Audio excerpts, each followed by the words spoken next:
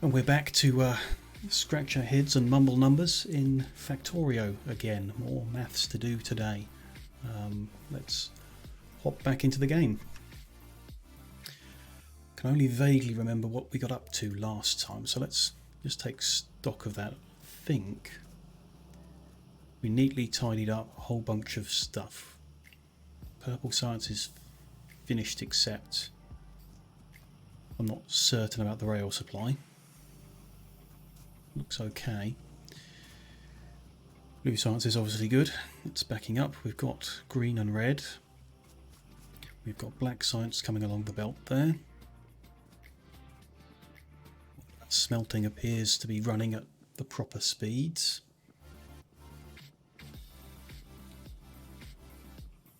Nothing running short that I can see anywhere, so looks like we're doing well.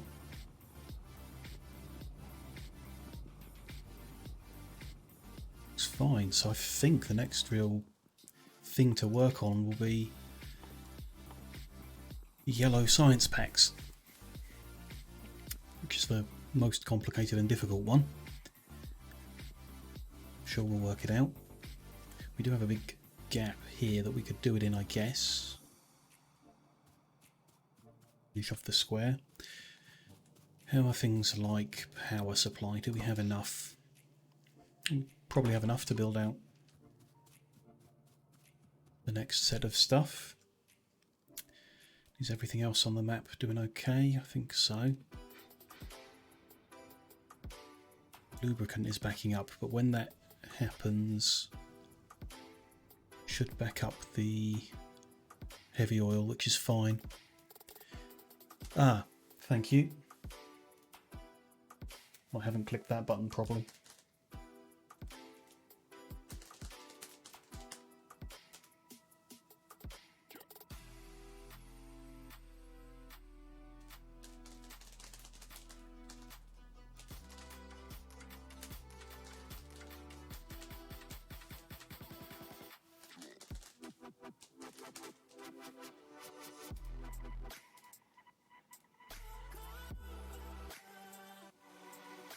Would now say that I'm playing Factorio.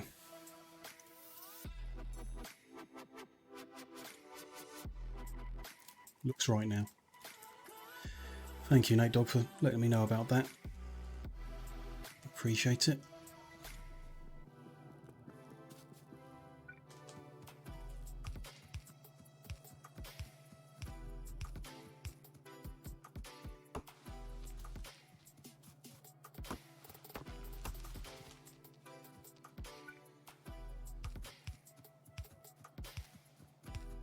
Now I'm going to start, we'll expand this grid of power poles and lights so we've got some space to work in. Then we'll look at what we need to put together to get yellow science running.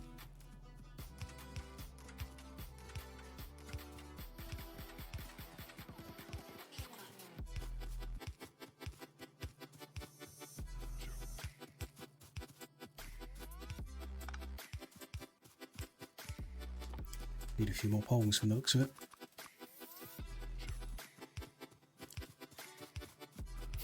Thanks for letting me know, LK. I have updated it. It should be right now. Do you want me to just check that?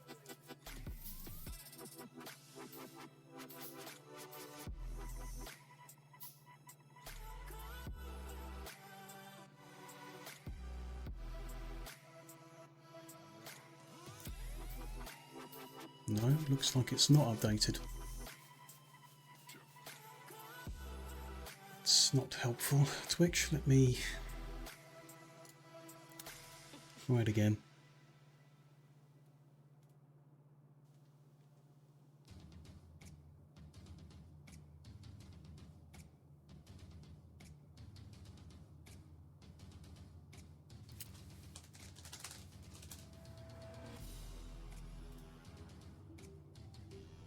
It is right now.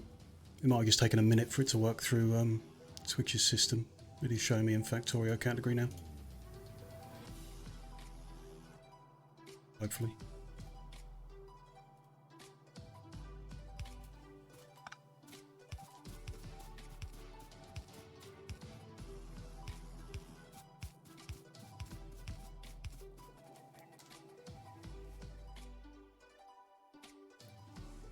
This is the first new research to pick since I've got purple up and running, so we can start picking some purple sciences.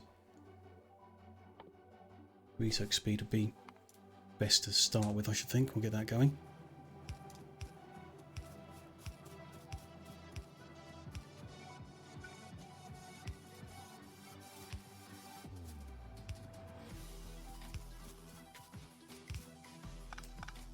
Lights don't line up. Perfect spacing. Let's work from this side.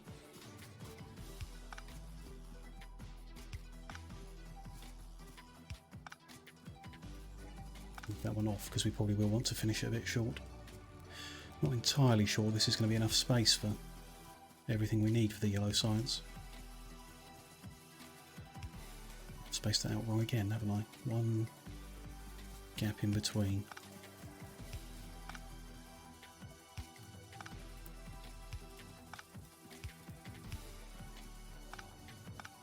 It's better.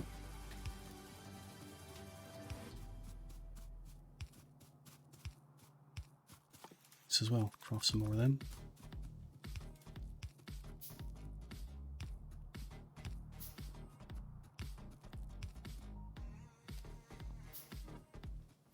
Okay, so we need to be making blue circuits, frames and low density structures.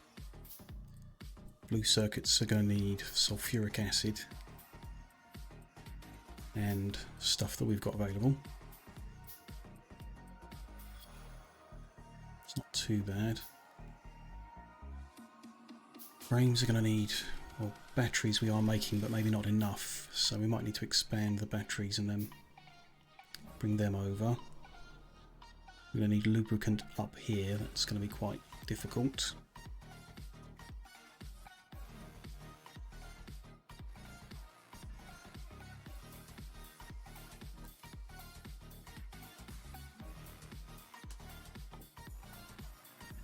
Game is having a funny moment.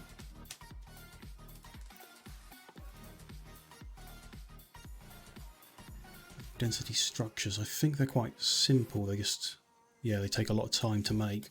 It's just copper, steel and plastic, which, again, we're making plastic but probably not enough. So we might need to expand batteries and plastic, which are over here. We've got room to do that, so that's not too bad. Might need to expand red circuits. How many have we got here? 2, 4, 6, 8, 10, 12. We've got 48 here. I think we need 40 just for the purple science, if memory serves. That supply of copper is definitely not enough. Okay, so we may have a problem there. We might just make yellow science inefficiently to get a rocket launched while we reconfigure everything else to expand it all, if we have to. Okay, so the one that I think is most difficult or complicated for us to deal with now is getting lubricant up here. We are making a tiny amount, or a reasonable amount really. We can't easily add it to the rail network because it's all spaced for 3, well, it's spaced for 2 and we'd need a third tank because we need the water and the petrol up here. Could add a whole extra train station.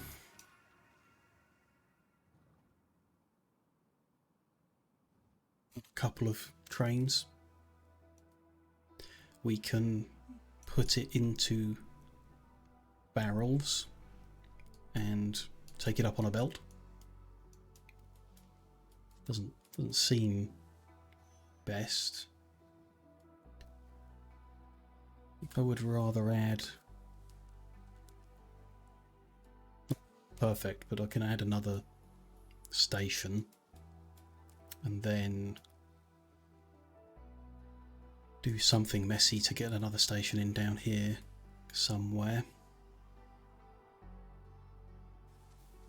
Sure, it would be very messy. Very messy.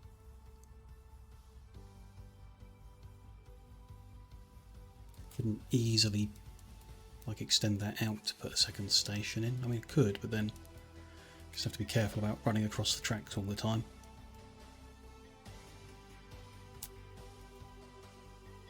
Don't want to run a belt that long. Could run pipes and pumps. Wouldn't be a complete disaster. Be prettier because the pipes can go underground a lot of the way. So next lab research speed requires yellow, so we've done all we can there. There's nothing else here that we require for getting yellow sites up and running. So if we're progressing towards launching a rocket, we're missing level 3 speed and productivity and rocket control. Let's do rocket control. No, can't do that. That requires the yellow. Let's do the modules research next.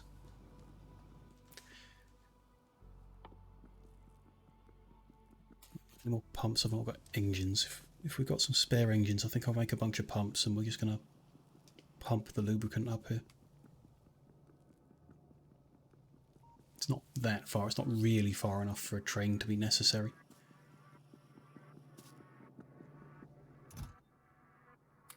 Plenty of spare engines.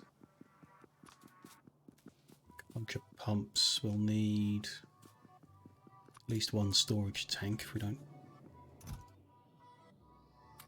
Do have some spares, we'll grab them.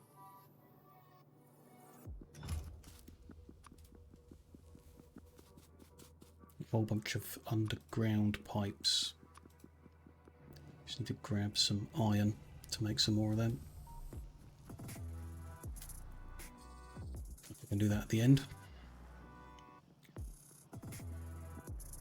Didn't notice how bad the iron supply is there.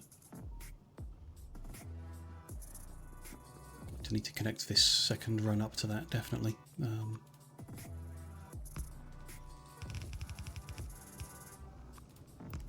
Like that.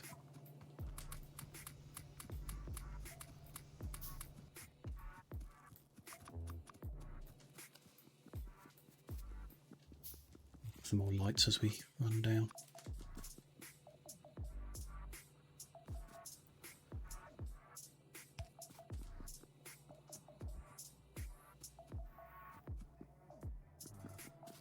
Place them there. Don't think we can get a good pattern. We'll just place a few down this way to keep things visible in the night.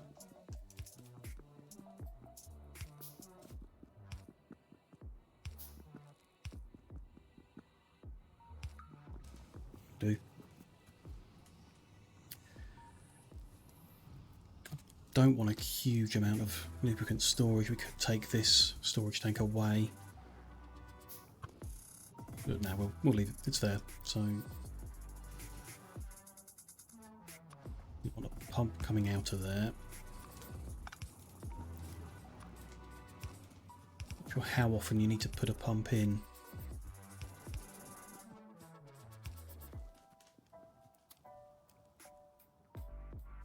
Let's do it every 5. 1, 2, 3, 4. So after the next one, we'll put another pump in.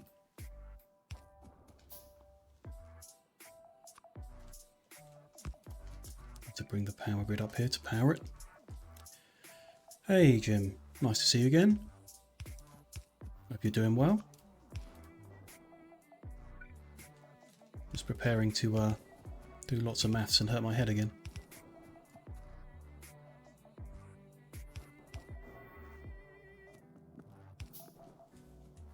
That's 1, 2, 3, 4, that's 5, so let's put another pump in.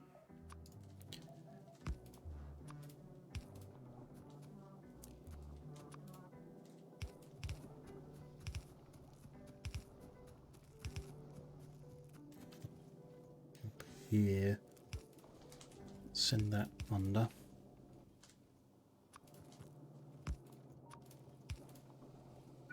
getting things into place to do the yellow science packs, which are complicated for sure from the looks of it. It's now clashing with that. I want to move it over a little. Ideally we'd do that before.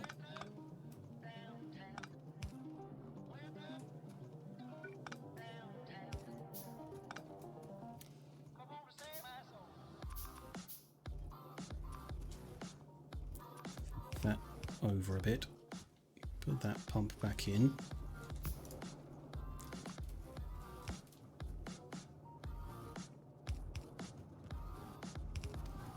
Down this side. What is that? 1, 2, 3, 4. So one more and another pump. Probably not necessary to have this many pumps, but rather be safe than sorry. Then we're going to send it along the top there, I guess.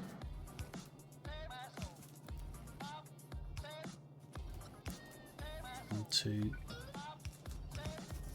3, 4. That's 5. Probably the last pump I think we might need.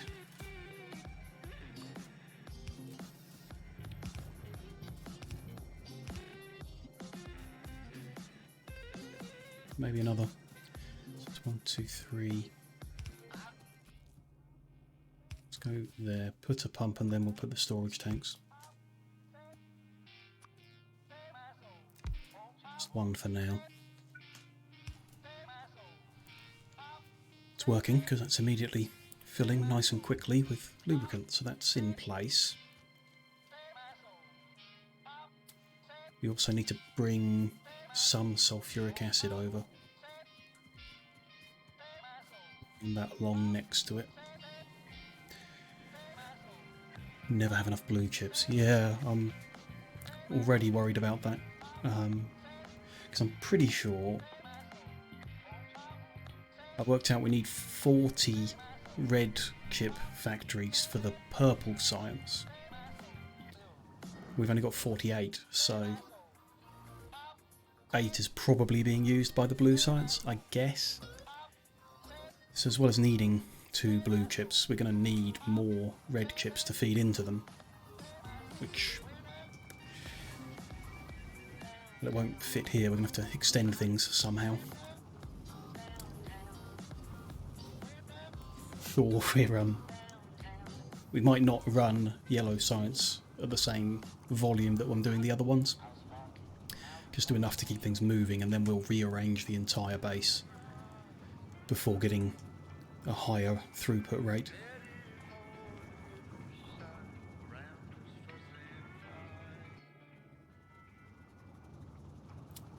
Move that as well at some point. I don't really want to pump it out of here because that'll pull it away from the batteries. If we don't pump it, it might not make it that distance. Let's have a second machine. Its own machine making sulfuric acid.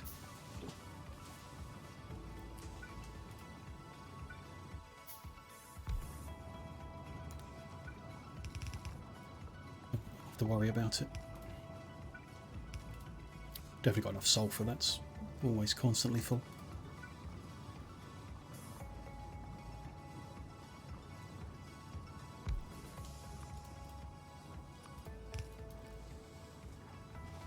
Blue chips just devour green chips. Yeah, I'm going to make what I've done all along is put into place the necessary number of green chips locally, so we don't have a central green chip production. We have it everywhere we need it, so that way we'll just add more, or add the right number of green chips made in the right spot, so we can't run short of that. But then the green chip production here that we're doing for the red chips isn't sufficient because we're not getting enough copper put through it. If we don't have enough copper throughput, then we're going to have to expand in funny ways because I've blocked in where I'm doing my smelting. It could well be a whole redesign, which I want to do anyway. I want to get everything on a rail network.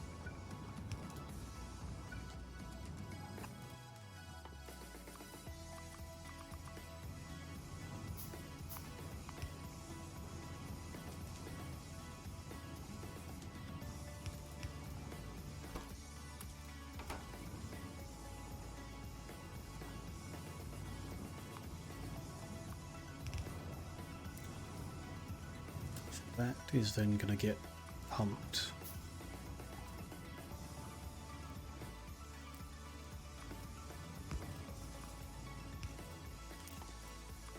Need more undergrounds. I don't know why we're carrying an orphaned one around. But left a random bit of pipe somewhere.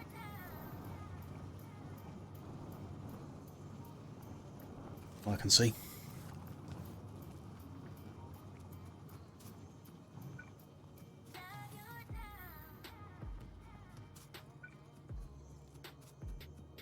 To there and then across.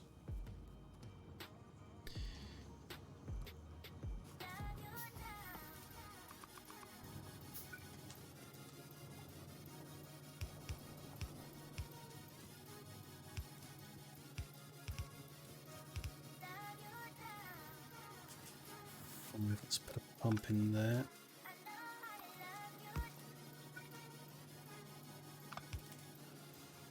Or not. Move it back a bit so we can fit it in.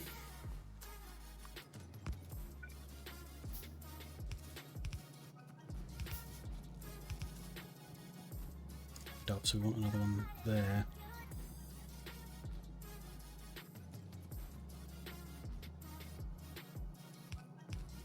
Do it on the next one.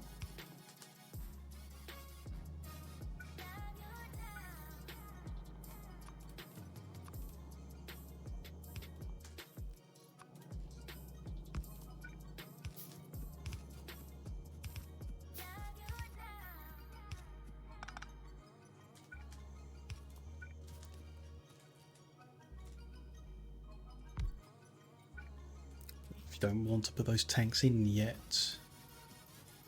because I'm not sure where they're going to want to be. Yeah, let's leave that open just for a while. Okay, what to do first then? Let's do blue chips first. So the throughput that we're aiming for is 1 per second. Here's the point where I need to get the notepad out.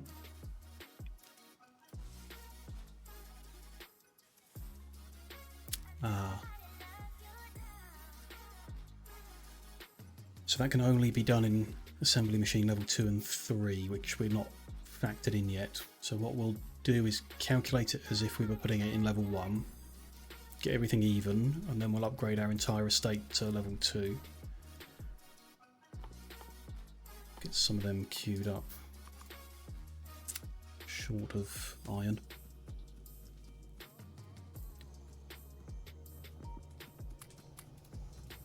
I'm going to work on it being half speed, even though it won't be in the end.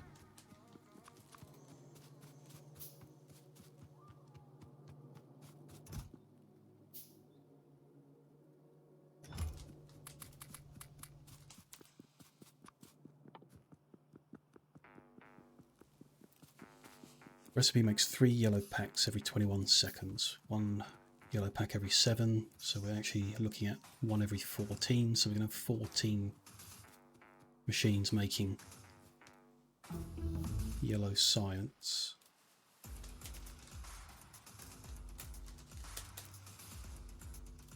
Get that next research moving. 14 machines going to require 28 blue chips every 42 seconds.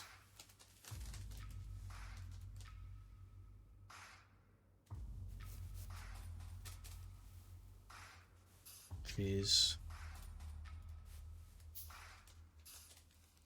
2/3 of a chip per second.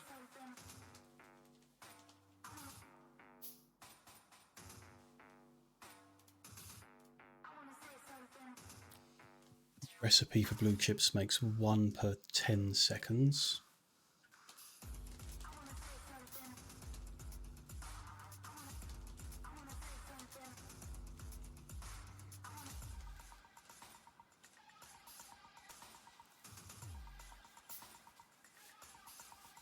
Which is actually 1 per 20 seconds as far as our calculations go. We want 20 machines would make 1 per second. We don't need that. We need 2/3 of 20. 13.5 machines, so 14 machines.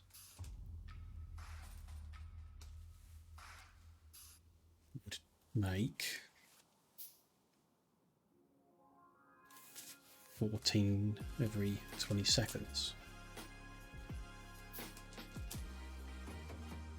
2/3. Okay, so we need 14 blue chip machines. That's 2,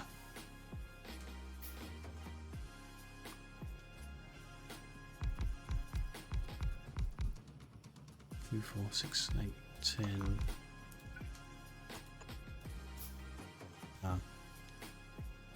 We've only left space for that many, so let's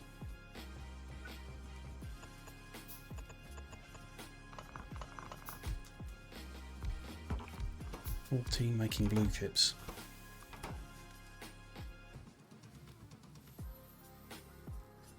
Which means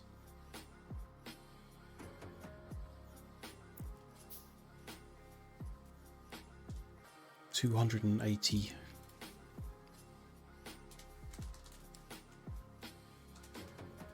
green chips every 20 seconds.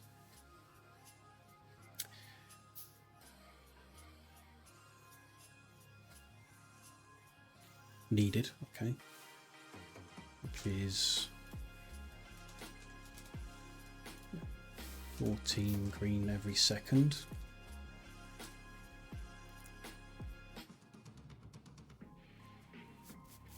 They are made 1 per second per machine.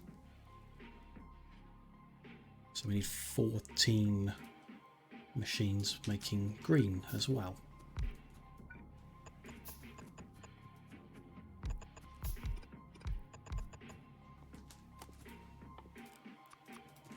Gonna need a lot of machines to get this done.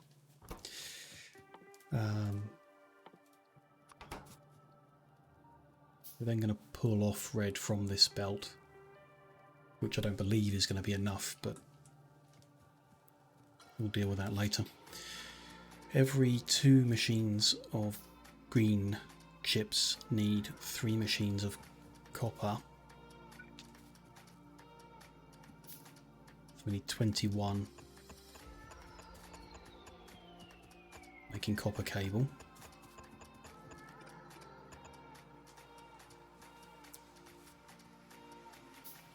Yeah, this is going to need to go further north or we're not going to fit it all in.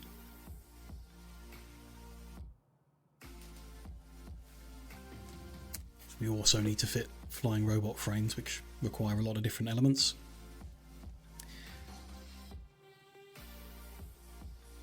And are crafted slow, so they're probably going to need a lot of machines. Okay, let's just waste all that. Extend our power grid a little further north.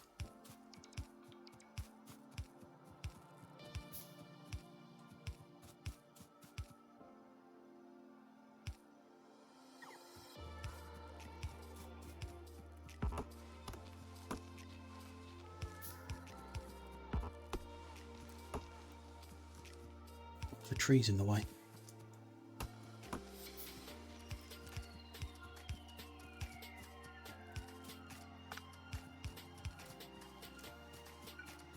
the lights out here as well so I can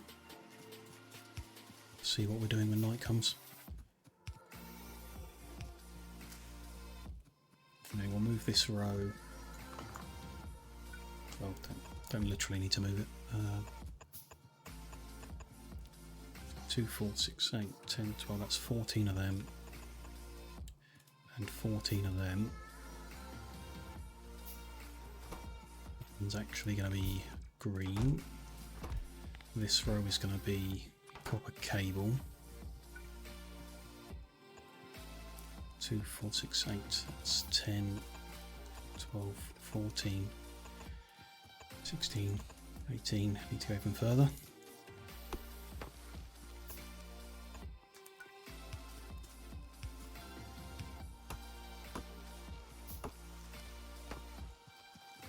I'm definitely going to need higher speed belts to supply a straight line of 21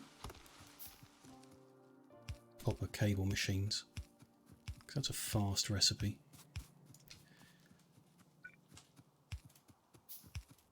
Not even sure if red would be fast enough, might need to make a few blue belts especially for it.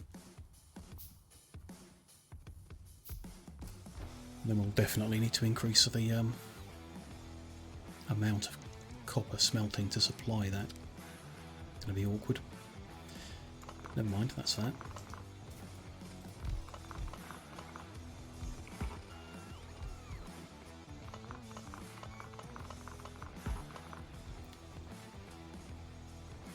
What they're going to be, let's look at flying robot frames. So we need one every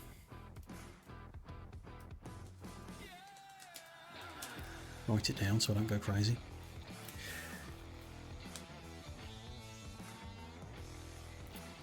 One for each recipe of those, which we're running 14 times, so we need 14 every 42 seconds. It should be a third. Yes, okay. Half as many as blue chips. That checks out.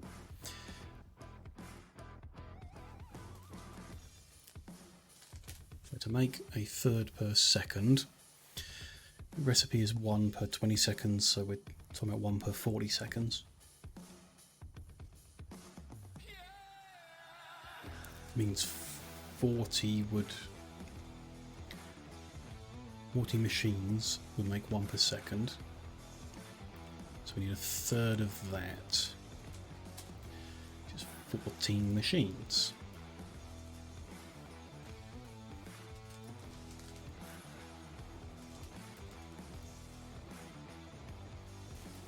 Making the actual frame.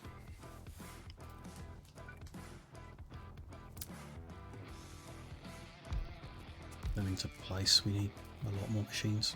That's 2, 4, 6, 8, 10, 12, 14.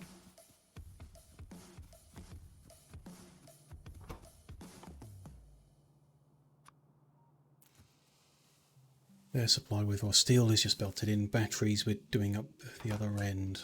We're probably not doing anywhere near enough. We need 2 batteries every 40 seconds. We need 1 battery every 20 seconds.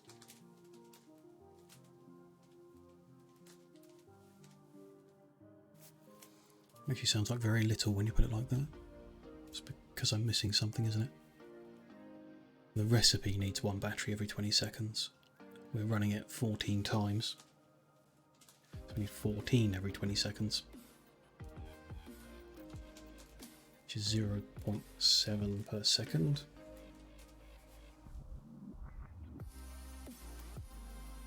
Batteries.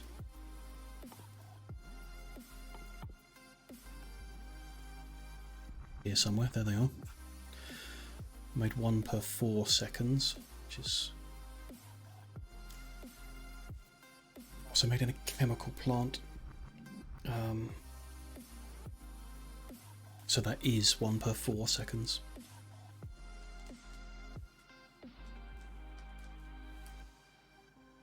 So if we had 4, we'd be making more than enough.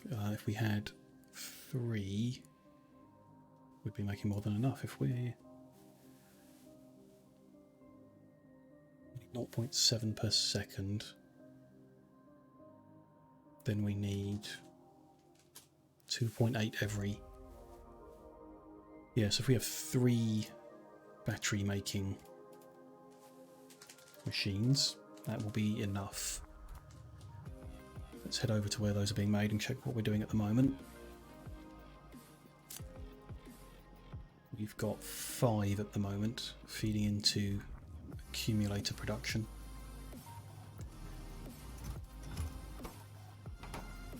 Which was definitely not using all of them. I mean, it looks like it's just using 2 of them, so we should be all good. Take the surplus from there and belt it over. At the top would be best, so let's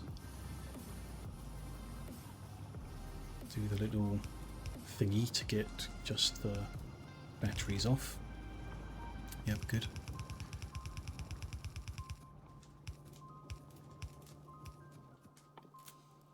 Belts as well. Stock up on iron and belts and stuff.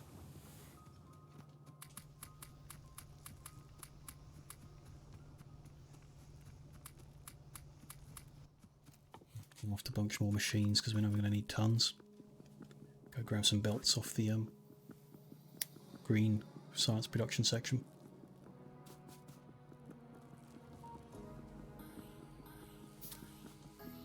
The batteries are fine. Need to work out electronic circuits and electric engine units.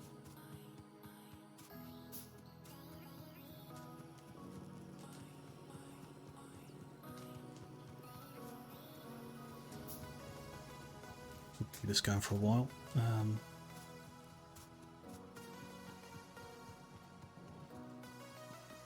So for the battery I wrote down we needed 0.7 per second.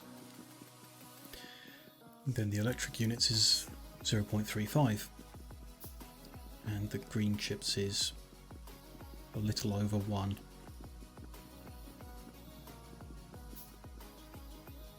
It's the little over that annoys me. I might need to do that whole thought process maths in order to get the right number.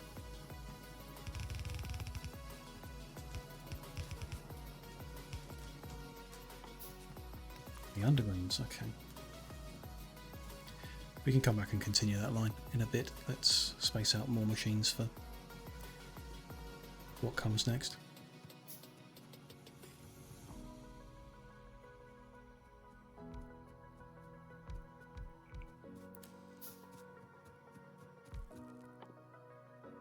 Okay, so we've got 14 machines running this recipe.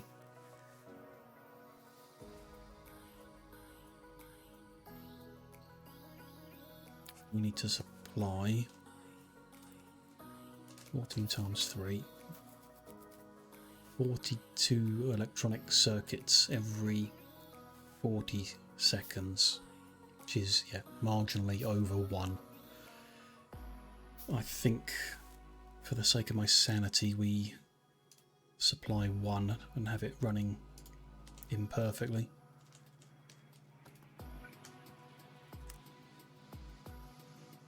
Although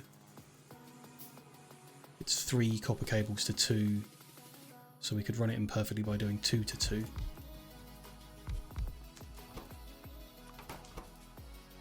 Be a little too many then, but that's fine. Electric engine unit. Okay, so they're made 1 every 20 seconds.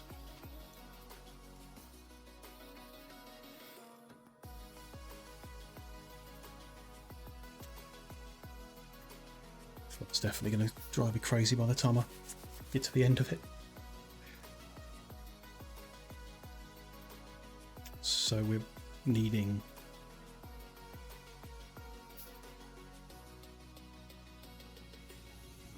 We need one every 40 seconds across 14 machines. That's the number I've already written down.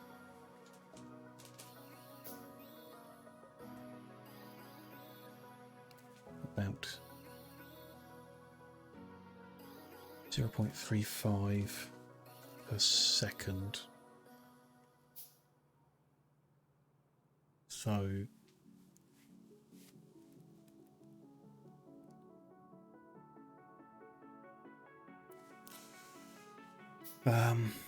in 10 seconds, so 10, how many 0.35s are there?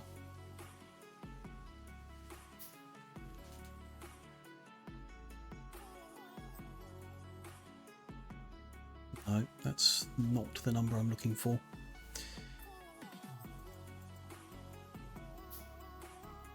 If we want to get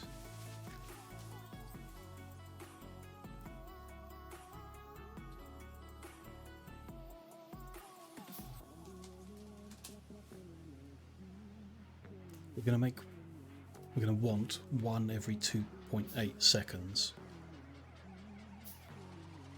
And if we're making one every 20 seconds, it's 20 divided by 2.85. We need 7 and a bit machines. 7.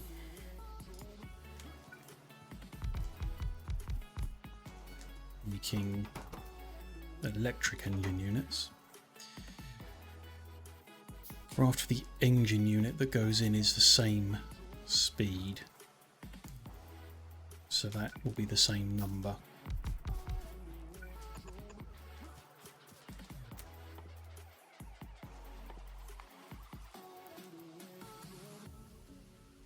But we also need more green for that.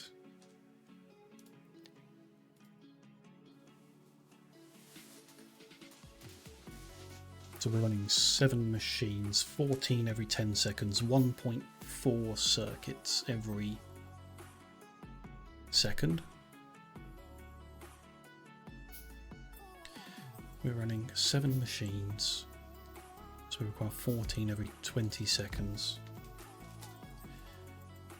0.7 per second, which is, we can just top that one up to be the correct ratio, and it will be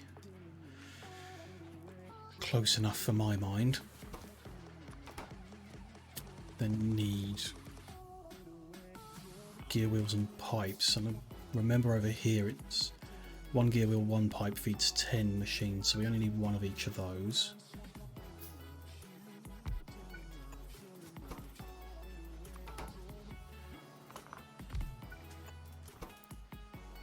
Gear wheel and a pipe. That gives us gear wheels and pipes into engines, green circuits, lubricant into electric engines into the frame, green circuits into the frame, batteries into the frame, steel into the frame. So that is flying robot frames. Very much not perfect, but probably close enough. Probably want to move those over a line. So we'll have circuit and pipe down the end.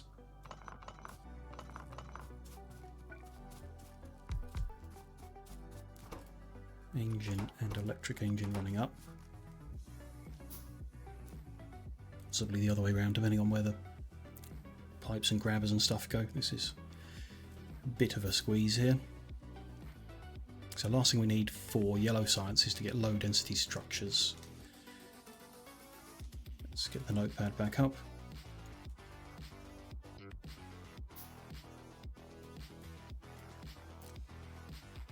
We need to supply 3 every 42 seconds across 14 machines. 1 per second. The recipe makes 1 every 20 seconds, so we'd be talking about 1 every 40 seconds, so we need 40 machines.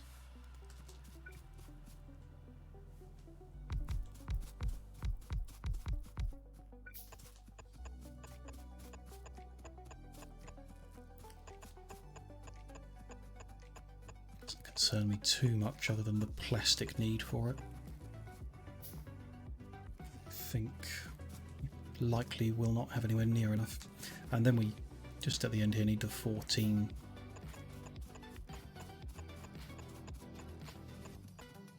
to make the actual science packs. Barely fits into that gap, but there we go.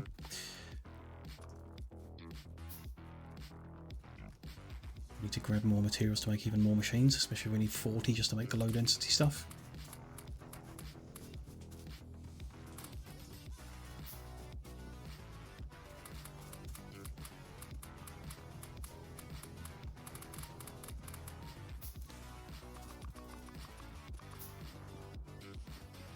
Keep us going for now.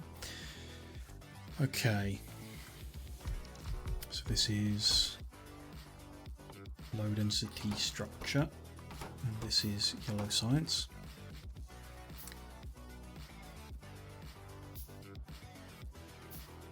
Feel like I'm missing something, but probably not. Let's have a look then. So low density structure, we're running 1 per second. We need 5 plastic per second. Plastic is there. Makes 2 per second because it's in a chemical plant. So we need 2.5. I think I did the ratio correctly here for the red, so we need to add 2.5, which is 3.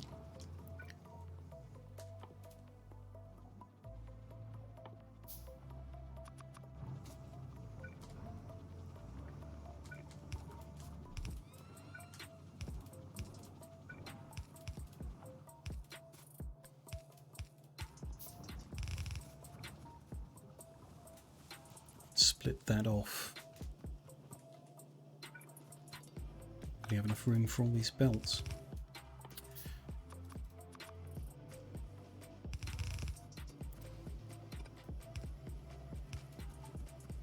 Keep that going for now.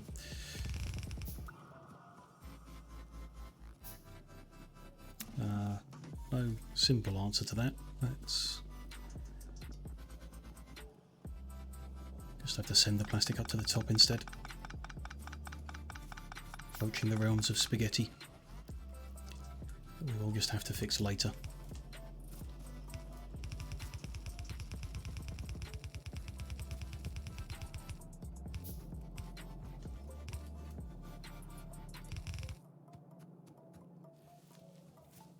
Continue this line of the battery now a little way longer.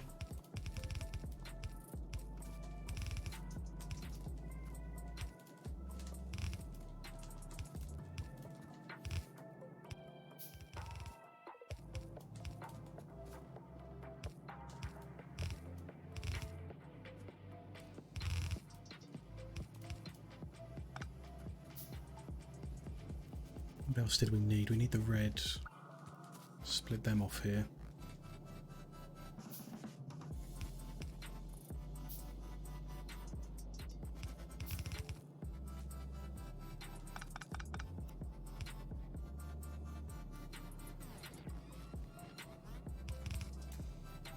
Any particularly tidy way of doing any of it. Belts again. Go grab some more.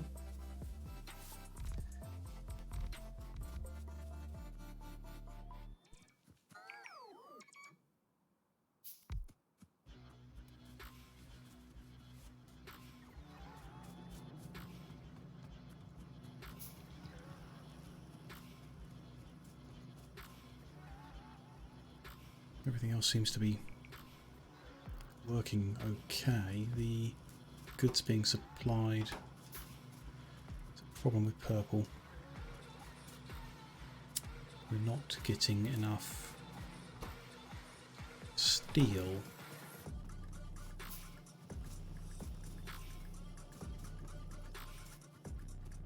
We're not getting enough steel. There's not enough coming up the line.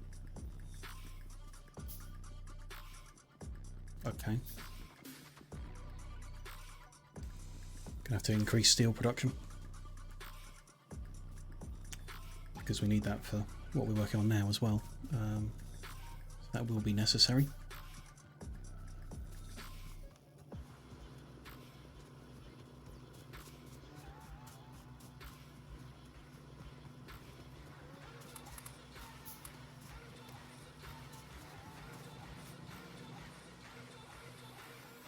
So one way that we can immediately do that is to upgrade our stone furnaces. So what have we got here? 2, 4, 6, 8, 10, 12, 48. So we've got 96 to upgrade. Into steel furnaces. Need steel and brick to do that. Just going to set up a temporary machine over here to make them. Somewhere where we can grab steel and bricks in the same point.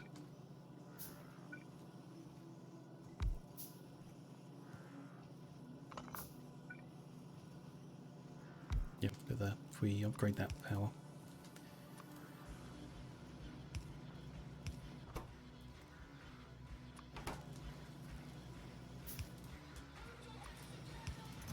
Don't build too many of them. Let's just make the 2 stacks that we need for now. Leave that running for a while. Fill these recipes up. Start connecting a few bits and pieces.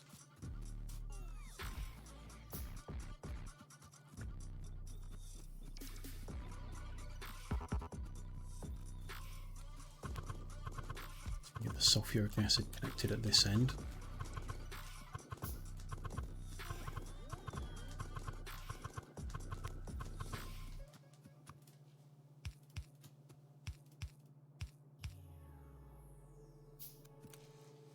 No point in going underground there, we can't fit a grabber.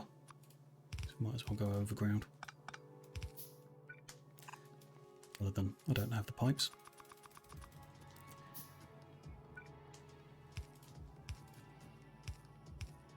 Here just so that I can run through.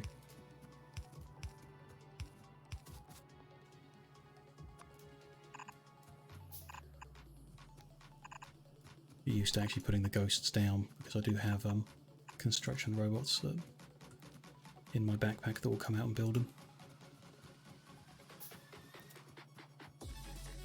Okay, so we can put a storage tank in. Its top line is sulfuric. Can go like that. Want to pump in. Doesn't fit nicely with the power poles, so under there, like that. Sulfuric acid is filling up, good, so that is in place. Need to run. This is going to be red circuits, they need to come over.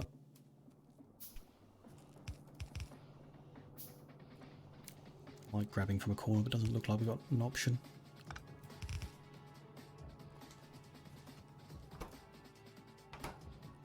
They need a lot more greens, so I want the greens at the front with fast inserters. The reds can be inserted from behind.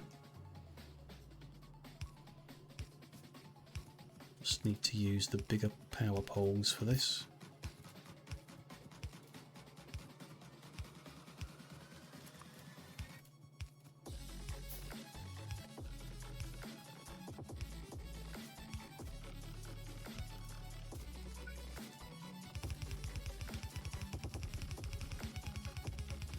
That will be red.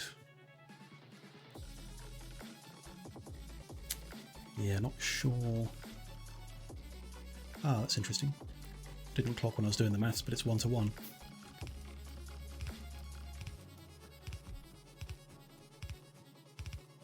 I feel like I got the maths wrong when things work out like that, but at this point I'm not too concerned with that.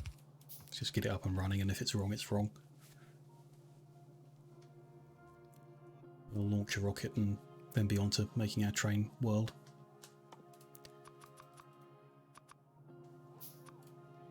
Need a lot more fast inserters as well. Or are we? 10-second craft time on that. We probably don't need fast going in. We don't need a fast inserter going in, we wouldn't need it going out.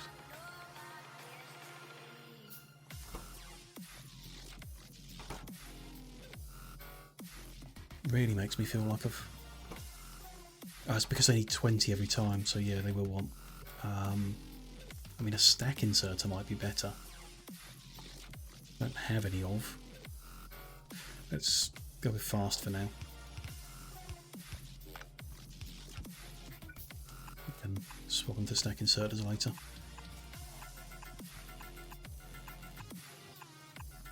If we need to.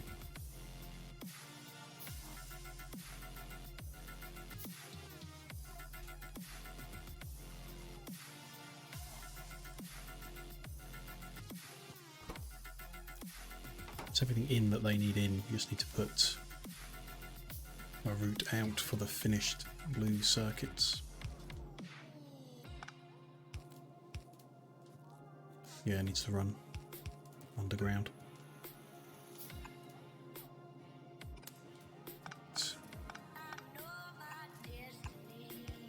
Can go that far, can't it?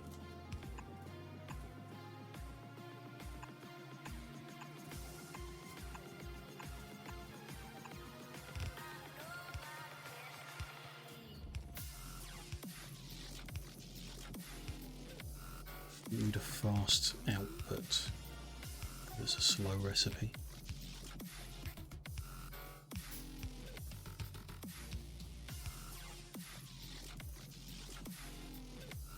It's fine. These green circuits need to be fed by copper.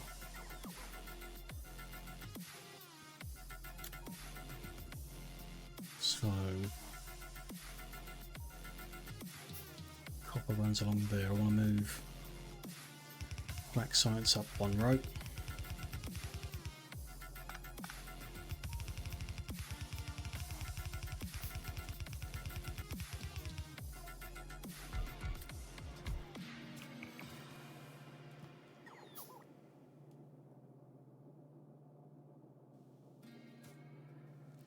That can't stretch any further. Send it down there. I need the copper to come this far. It's just needed for the low density, so that ugly little wiggle, but it'll do.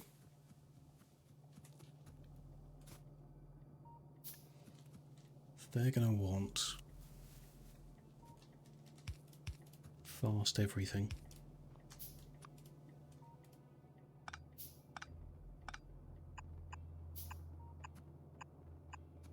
Is there any good way of making a micro?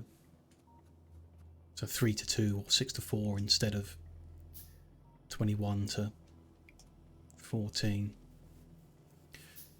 Over here where we did the red circuits, we did 6 to 4.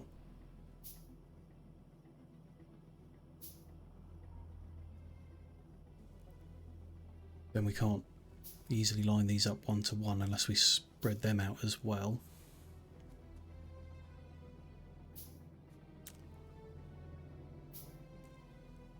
Let's make it a bit easier.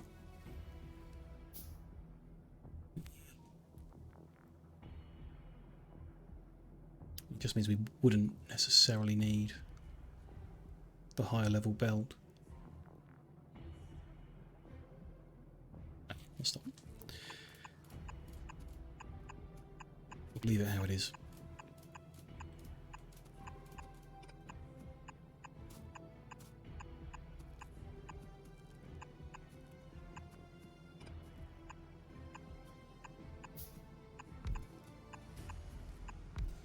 Well, thinking about it, if it's 3 to 2,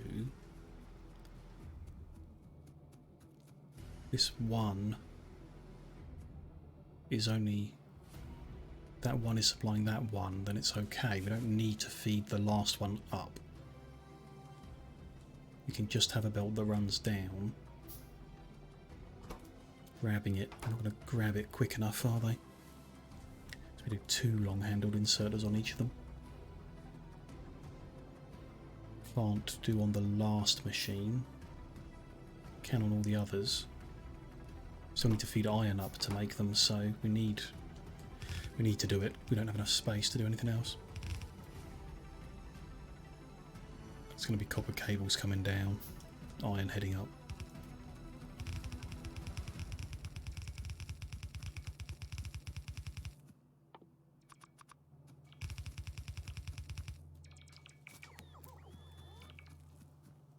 Just to that point.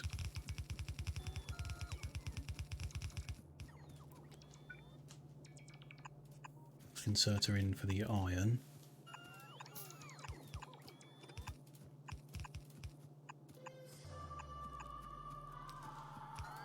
Two long inserters in. So we need to upgrade the power poles as well so they can cover them both.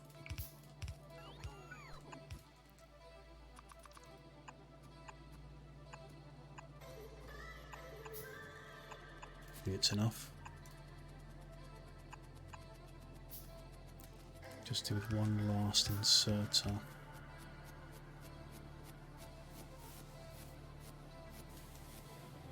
Sending some bits underground somehow.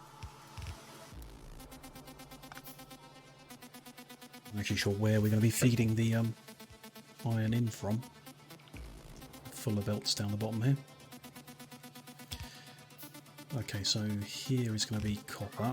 Let's sort that out now.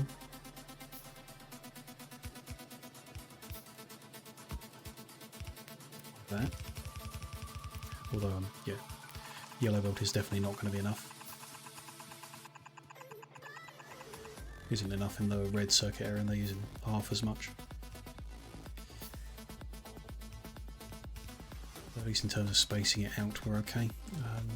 Okay, let's copy those recipes up.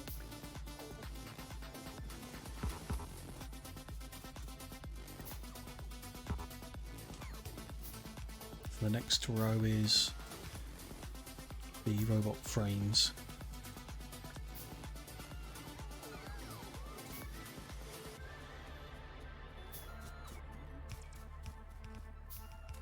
Sure we've got enough space here for them. They need a few different, they need 4 different things feeding in.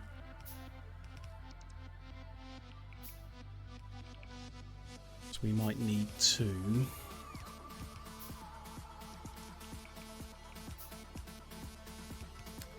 swap things around a bit down here. If we put circuits at the bottom, cables above them, the frames on the right hand side.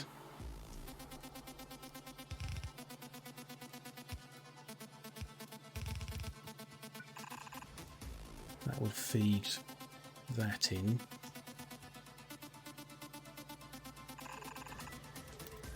We use long handle to get the copper in, and then fast to get the cabling out.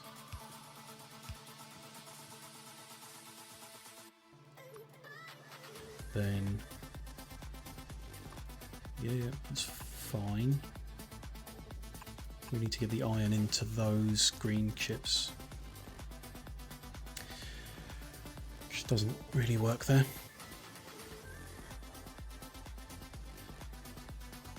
Don't want to add these green to those green. If we can avoid, I'm not confident in getting the copper to them, but it is an option.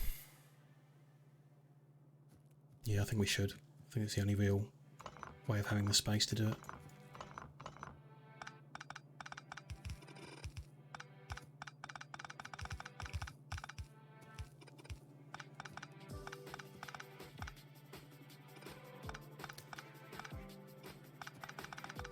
Those will change back, but we're actually going to move them over, aren't we?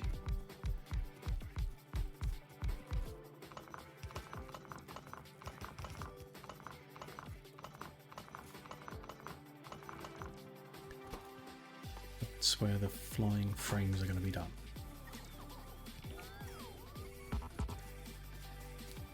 And another 2 green circuit machines there. In the same fashion. These power poles sorted out.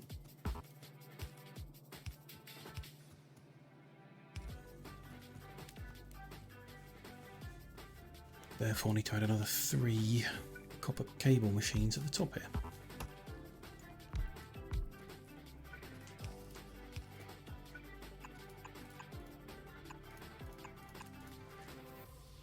To balance this output as well somehow. I don't know if it's worth getting every other machine to feed out to the other side somehow. You can go under that, do a little wiggle like that every other machine. I think that's the best way of doing it rather than having a splitter halfway down.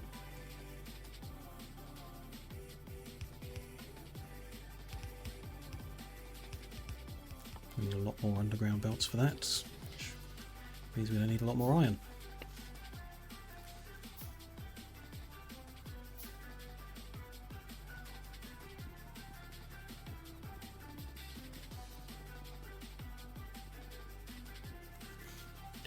Things are taking shape gradually. I'm entirely confident I've got the maths right, but we're progressing. Get this up and running at least.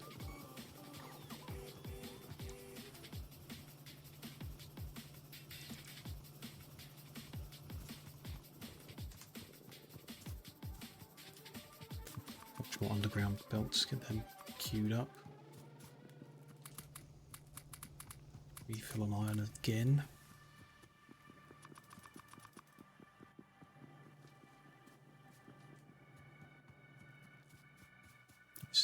Still don't have enough machines as well. Don't think.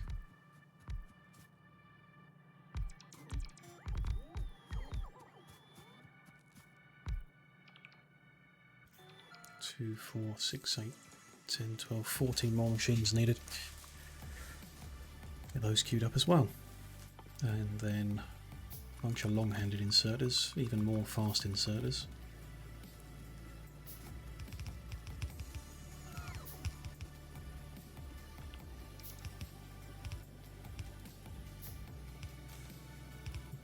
Probably will run into a problem when I down here I can't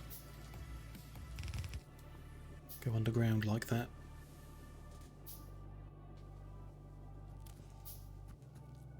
Odd. Okay, that won't work then if we've not got the space to do it under here.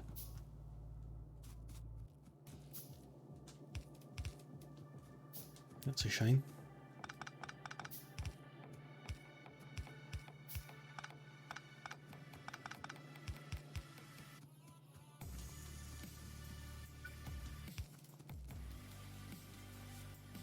Okay. I guess we just have to split the belt halfway down, which is 2, 4, 6, 8, 10, 12. So this one. And no doubt upgrade this belt to be red. At least red, I assume.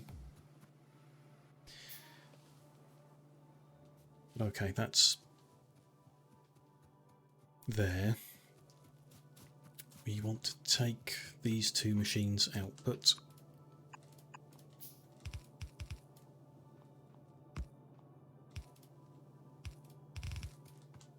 Send it over for the robot frames.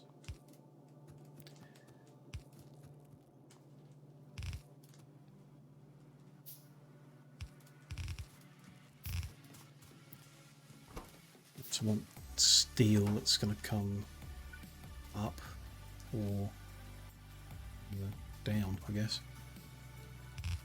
And then that'll be steel next to it. The shared belt at the back here of, well, whatever, it's a really slow recipe, so we probably share everything on belts. This side we're going to need iron in. Research wise, I think we can just do whatever now for a while.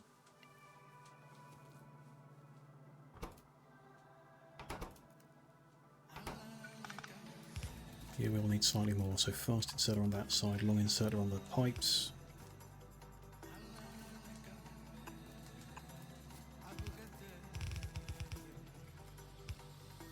Then what did I do on these machines? Yeah, shared belt, so that'll be fine.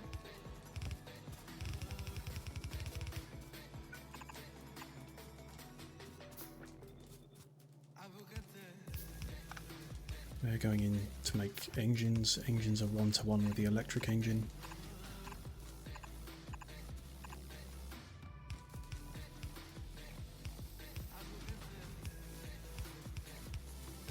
Oh, yeah, electric engine needs a few more extra bits, doesn't it?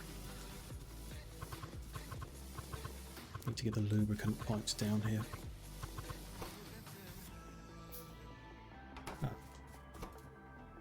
Need to split off the green circuits to bring some of that down here.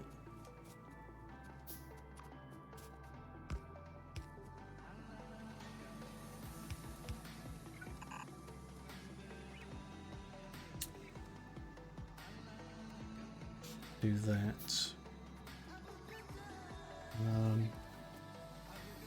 Doesn't really matter which side. We'll do it on this side. One further over.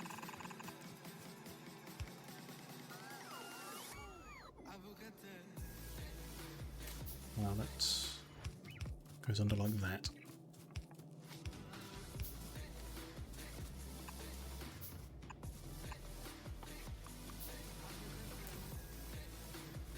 They need inserters as well, of course.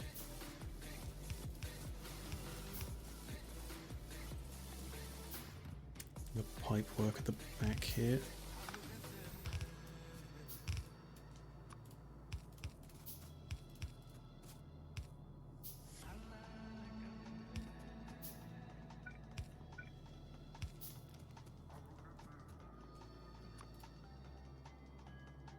Fit this tank in somewhere.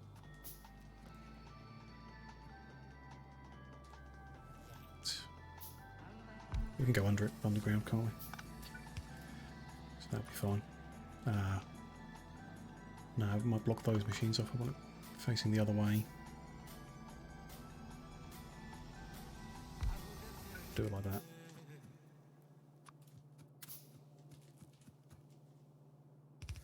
That wants to pump into it.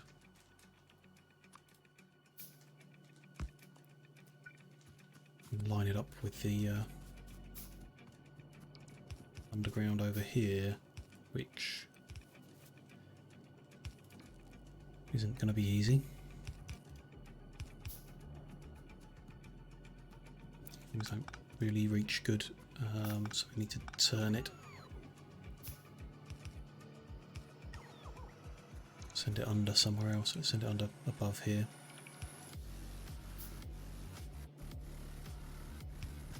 The easiest.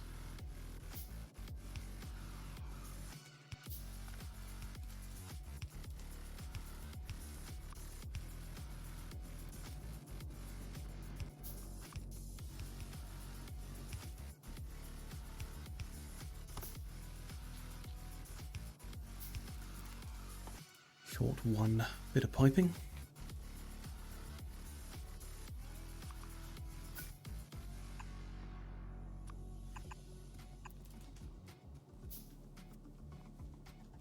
We want another pump, maybe? No, looks okay.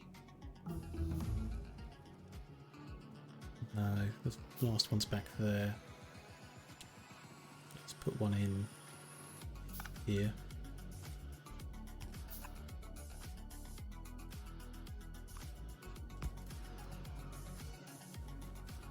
That will bring lubricant down to the engine machines. We just then need,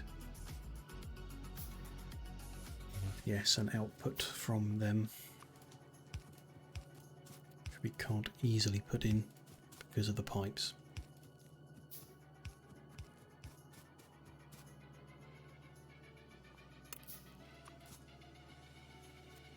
But like that puts them really close to the...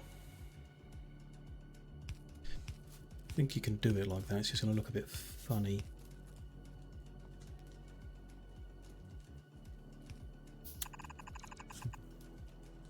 Send them all up. There'll be some kind of underground bits and pieces we need to do there at some point. We're going to join whatever's coming down there.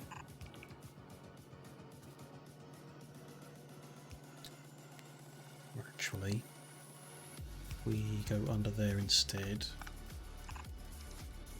We can join with the green circuits there, nice and neatly.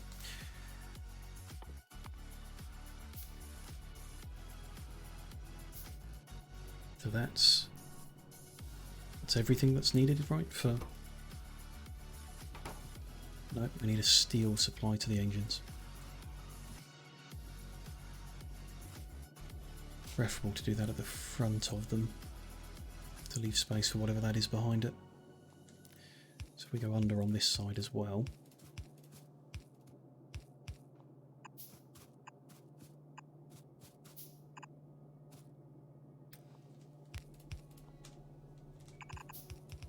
I think the only issue with that is that the steel's coming from the top, not the bottom. Or it will be when I find it. We'll reverse the order of the belts when we need to.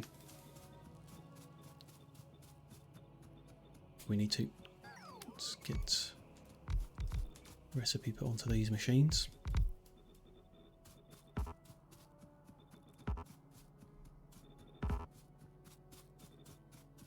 So here we need plastic, steel and copper. What's the ratio of those? Most copper, so copper's going to have a dedicated belt up the middle, other stuff's going to be on a shared belt next to it.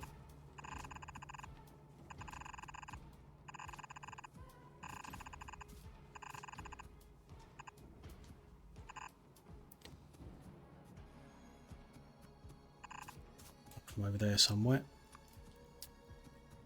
It's going to be a little awkward on the left hand side, probably want to do double long-handed inserters.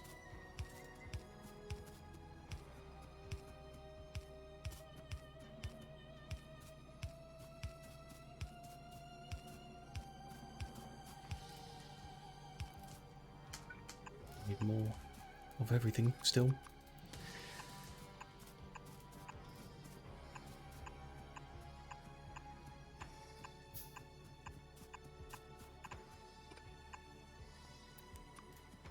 Yeah, that'll come up one further.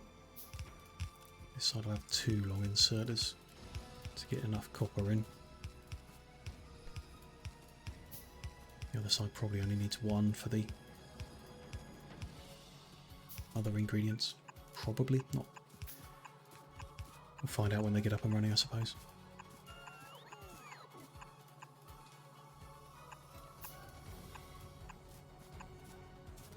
On the left side we'll need to use the medium electric poles.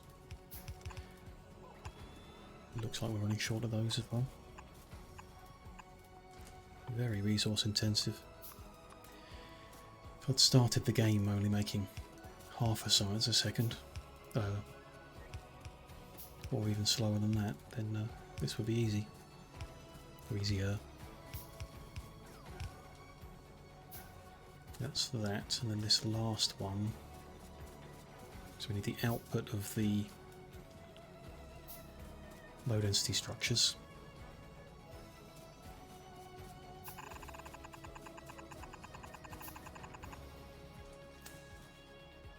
Again, that's kind of like the what am I thinking? The green circuits. We don't need the last machine to go up. It's more than one machine for each. This side will go up. Come back down the other side. We want everything to flip onto the other side of the belt before it comes. These will feed down.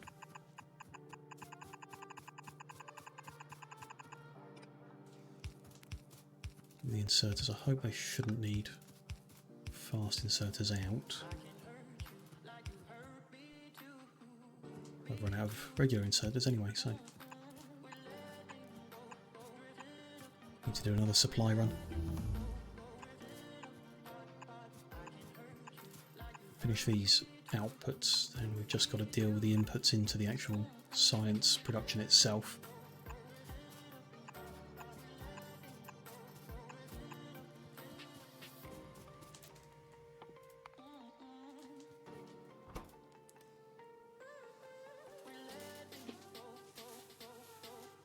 Yeah, we can share a belt of the other stuff coming in. That's no big deal at all.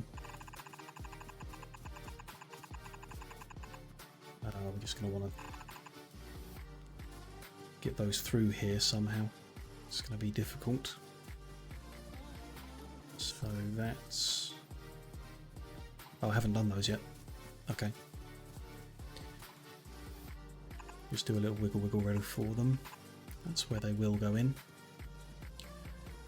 Then yellow science can come out. Not really enough room to send it south. Bit awkward. Could put it onto a shared belt with the black science down here. Don't really want to do that. Just send them up and over the top.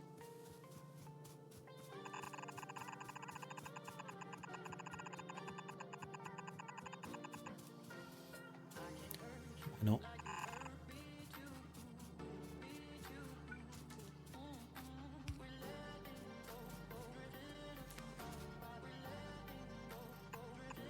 The inserters on for this, then we just need to run the supplies into the the flying frame. It's the last bit that's missing all this. Then we need to hook everything up, actually get it flowing in. So let's grab some supplies.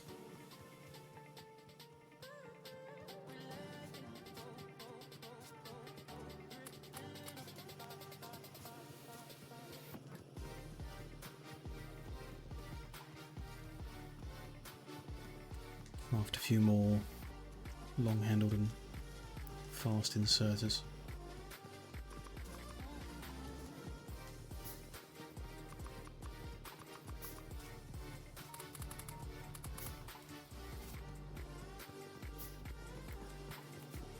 We saw that steel supply out by now as well. Should have built enough in our little ad hoc area. Okay, so this is shared belt on the left hand side with everything. Okay, so we just need regular inserter and long-handled inserter on the left. And the output's going to be the complicated bit.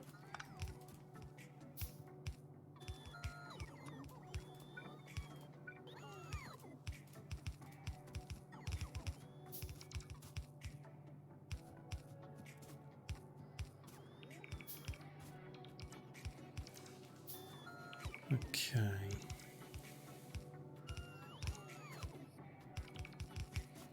We just need to use underground every now and then.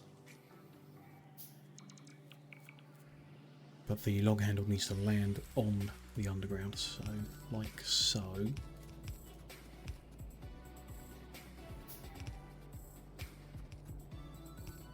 Same spacing carrying on like that.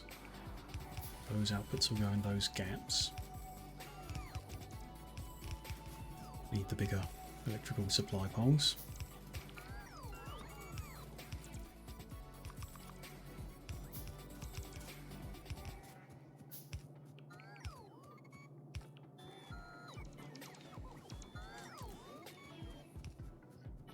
The actual belt to carry them away.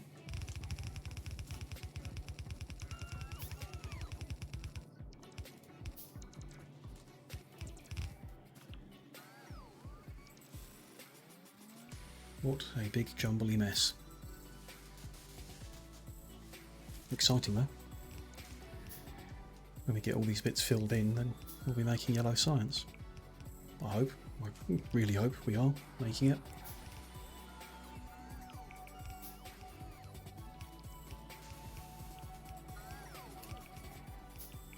Okay, so what's left to actually connect? We're not getting the lubricant in. Why is that? Missing a few pipes over here.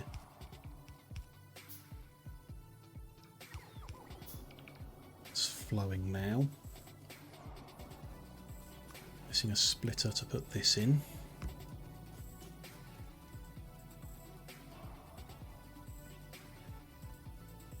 Then we want to run underground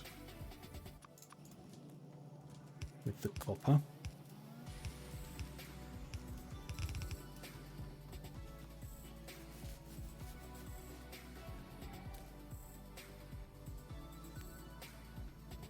which here is going to be a problem for sure, because it's the same copper that was insufficient here is being then split in half again. Almost certain we're going to need blue belt for that. Then somewhere around here we need iron, don't we? That one. Where is iron at the moment? It's here. Prettiest thing, but we can... There.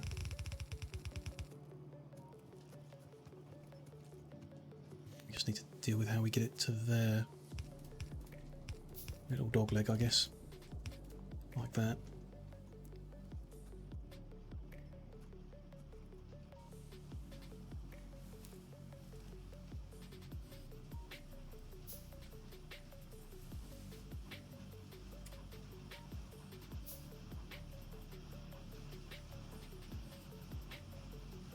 Okay, so that is... Green circuits are being made. Probably not all the way at the top, but they are feeding in down here, and we are getting... just inserting them fast enough to keep processing units flowing. So that's fine. Blue circuits are on the belt.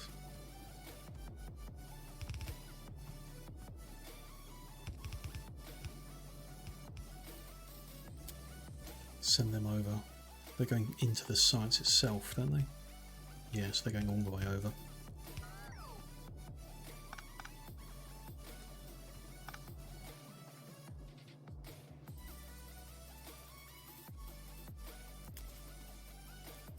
Way over to there. Okay, yeah, we'll go under here.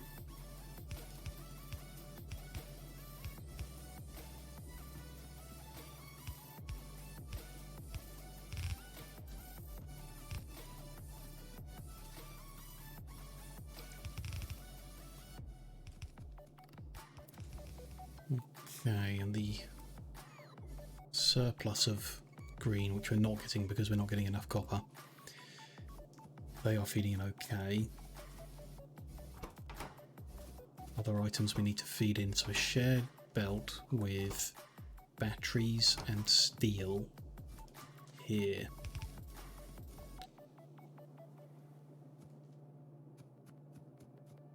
In the next one up.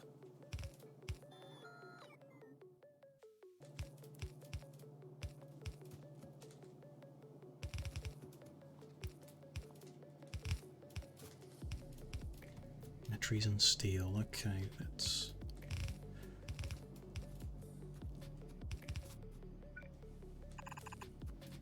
belts again.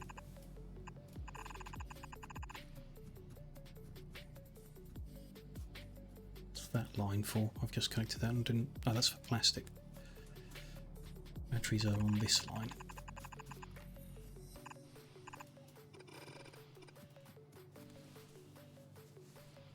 So I want to be running steel up there as well, I think. Let's find where steel is going at the moment. It's bricks. So this is steel, that's steel. They're going over to the right. Half of this one is being split off just to go up there. So it's not the best way of doing that, I don't think. I want to run steel up a gap we've got here, turn it left to feed it back down.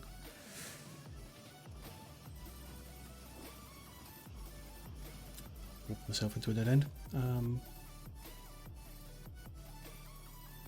Yeah. The steel down there. We send it up and back round, or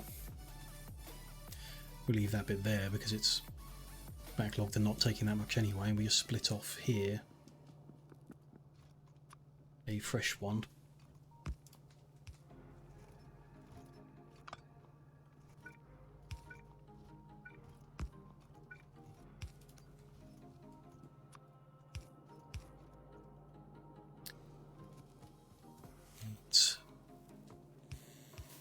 feed under over here somewhere.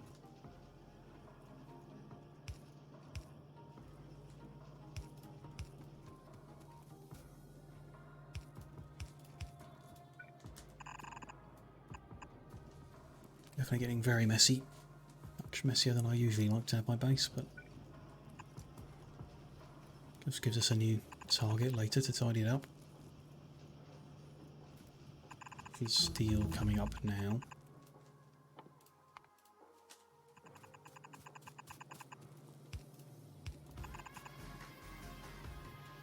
Which is joining here, yeah.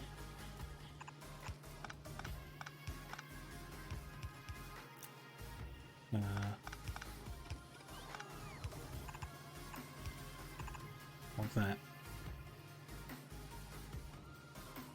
So we'll have steel and batteries on that belt.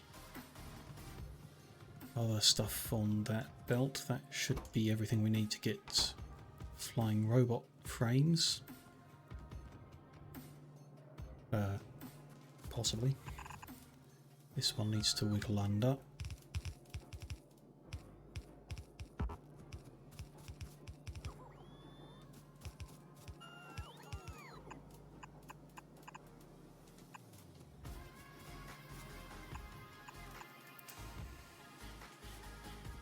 What's missing then?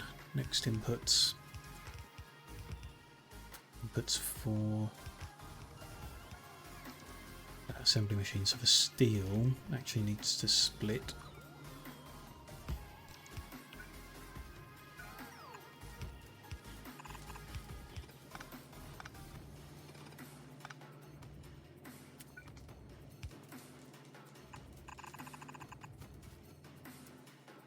And it's that one.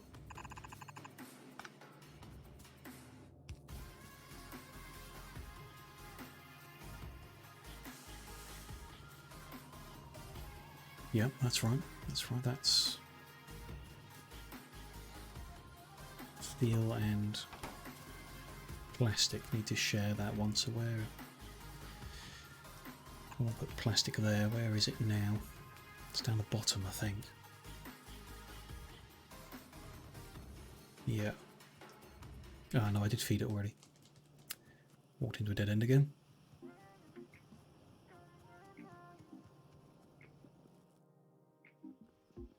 Yeah, around here. Gonna need more copper, we're gonna need more steel furnaces, so let's let them make more.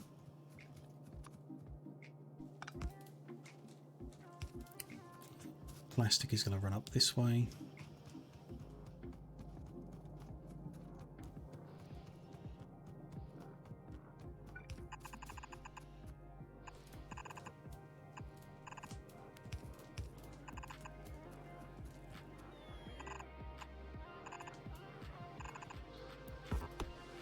Very, very spaghetti-like now.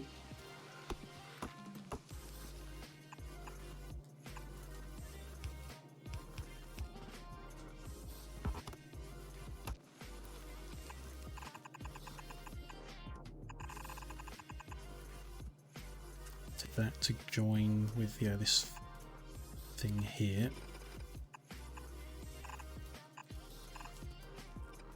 There's a shared belt going up. And then down. Here will be copper. So, I think that is everything. Just need to actually get it all constructed. So let's grab those steel smelters that are already done. Do steel first, that's the one that's running lowest.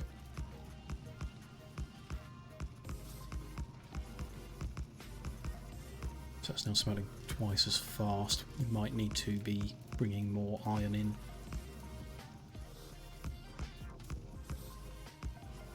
I need to upgrade belt to red belt to get the iron to the steel ones quick enough.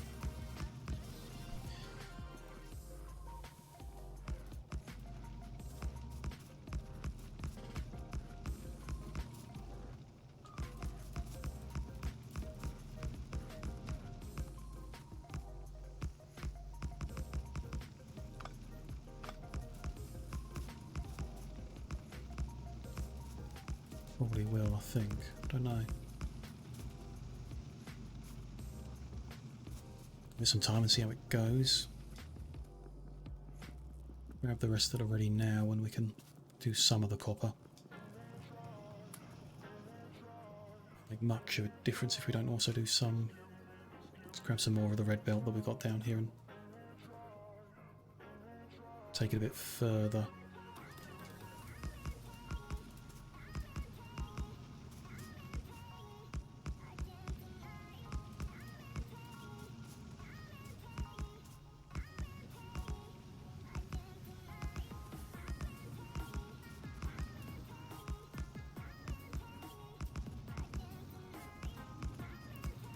Finish that whole cell, just too short. Likely to forget about it, so I'm just going to grab 2 more now.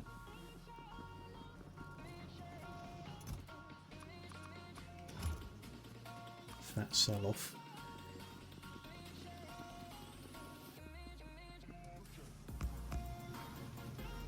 Okay, the copper ore supply could also be an issue that needs more red belt.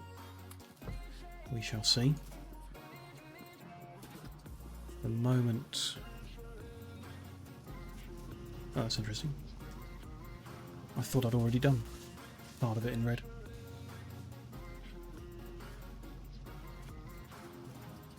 Doesn't look like it. Okay, let's start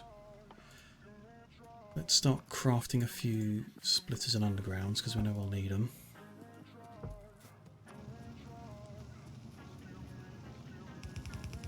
Red down the middle of these. Not strictly necessary right at the top, I suppose, because there's not so many machines at that end, but either way, it's not that expensive to make red belt.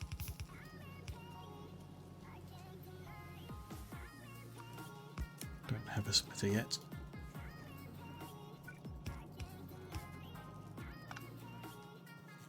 That's should do.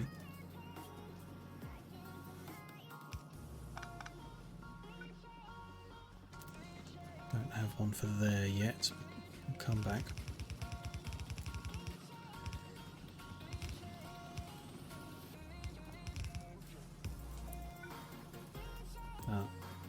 Grab another stack. 2.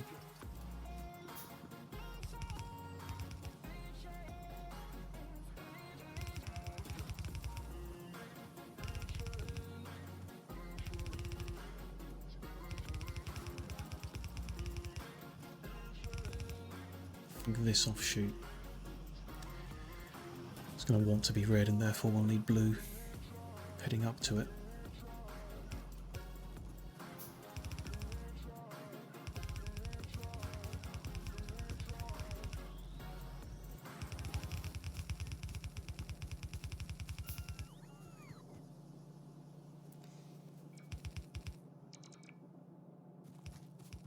See about that.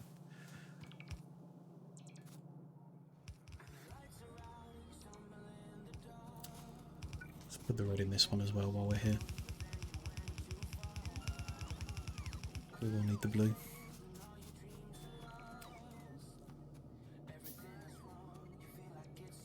Grab a whole bunch of red as well. Keeping my robots busy.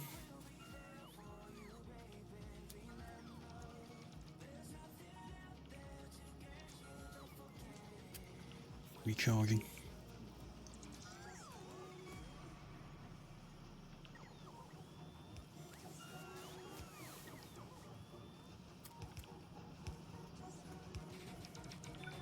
I can give them a hand because quicker to do belt by hand than by robot.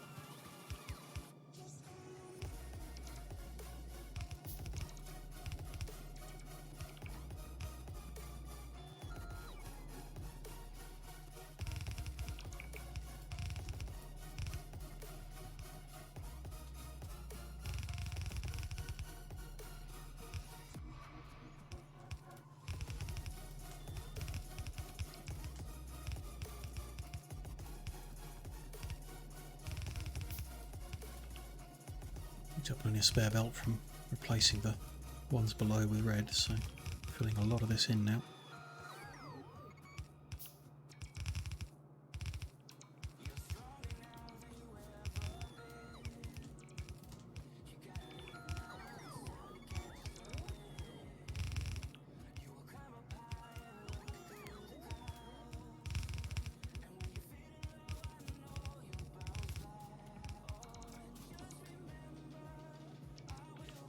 Okay, that's all of that. I'll have some more red belt. Keep working on it.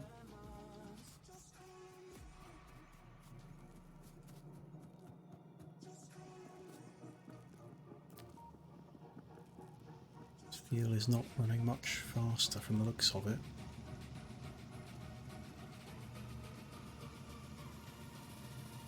The input appears to be okay, so just using more than we're smelting, I suppose. The copper is not flowing away fast enough. Ah, that's because of that splitter to begin with. Then that underground.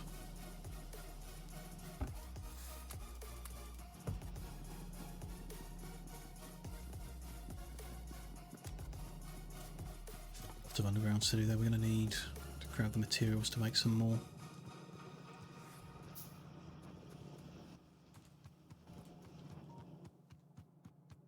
Lots of iron. That's what's required. Okay.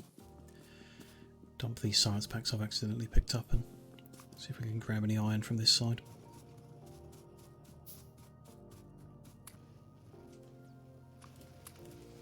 Interesting that purple science isn't fully supplying the labs. I feel like it ought to be if it was running at the right speed. Ah, but we do know it's not running at the right speed because of the steel supply. I remember.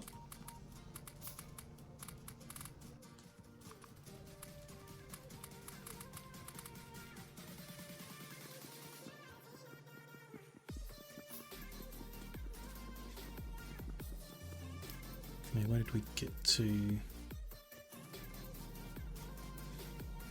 So all become orphaned. Let them charge up for a second.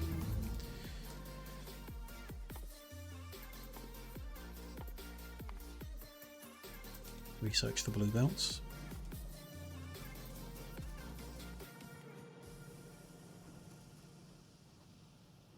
This is a bunch of red up here.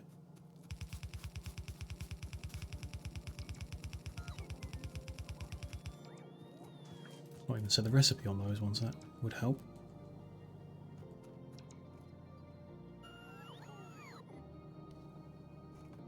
So all back in. Let's take red up the end row as well.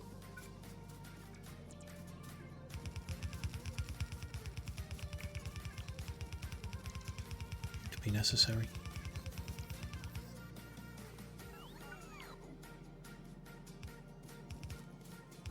Finish off that supply line as well. So it is actually starting to make the low density structures now.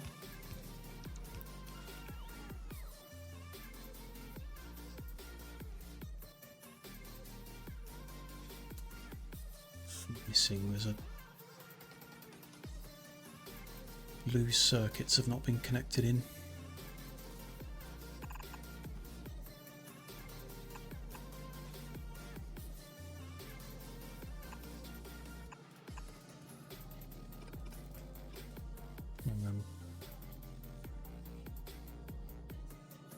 Easier to go up and over the top than trying to squeeze through gaps.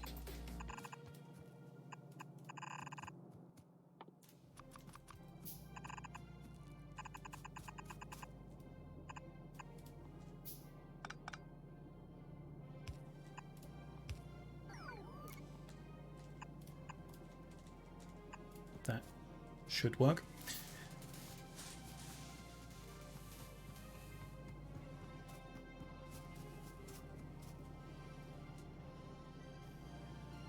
Need our iron supply at the bottom here. And that's steel.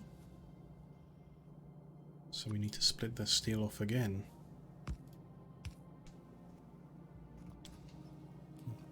And I need to turn that away so they don't mix.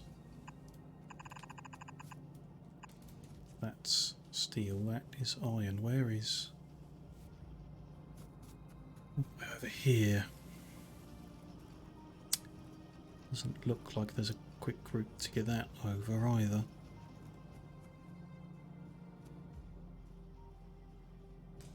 that case, let's pull the steel from the top instead of the bottom. Send the iron down here. So we need to split it. Send that under.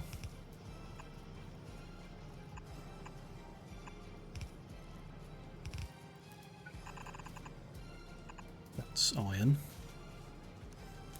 Turn these round.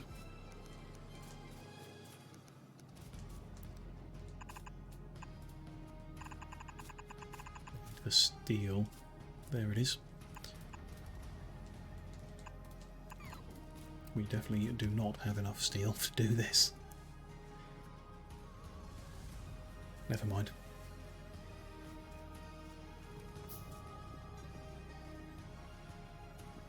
Just mean that everything runs slower until we supply more steel in. I don't think we'll do in this configuration. We can't smelt it any faster or anything. We're just going to rearrange the whole base so that it can have more smelting room. Well, smelting will be done at the end of one train station, and smelted goods will be trained away from there for whatever comes next. We should have a few red undergrounds now. We can sort out the copper a bit more. Splitter for that.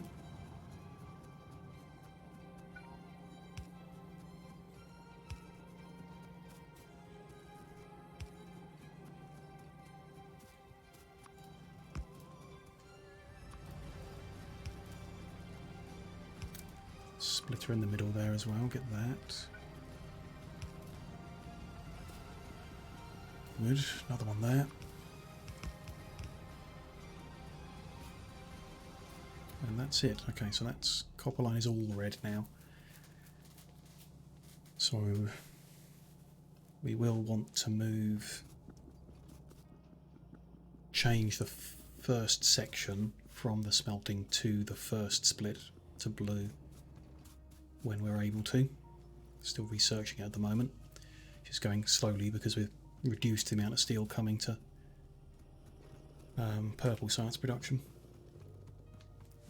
As we pull it all into yellow instead.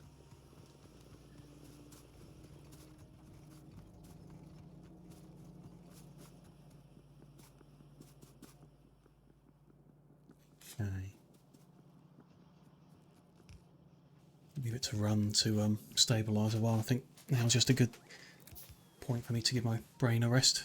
2-3 minute break on the stream and wander around a bit. Refill the drink and everything like that. If you've been sat in front of your screen as long as I have, then I recommend you take a little walk around as well. Keep yourself from falling asleep. When we're back, we will carry on filling in the gaps here to get the yellow science up and running. Hopefully. If we did get the maths right, then everything will work. So yeah, just 2-3 minutes and I'll be back. See you then.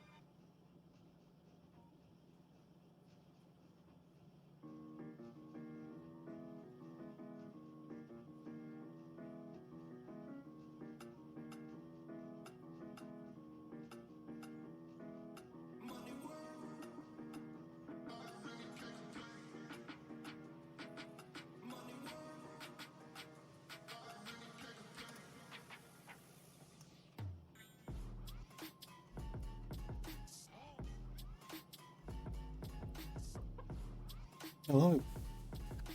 Back from a brief break. Got my brain up a bit after getting stuck in all those numbers. Let's get back to getting all these belts in place.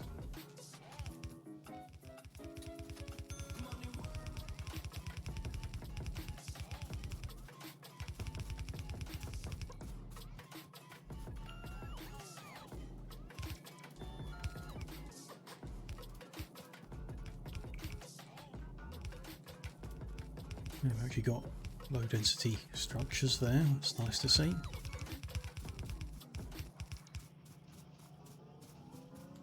Ah, missing some long-handled inserters.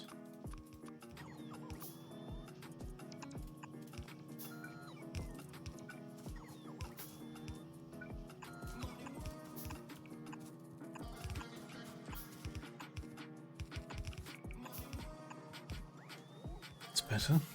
Okay.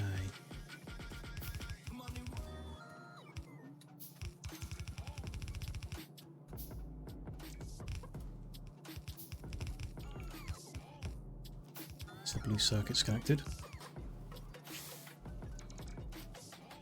Steel is up and running again.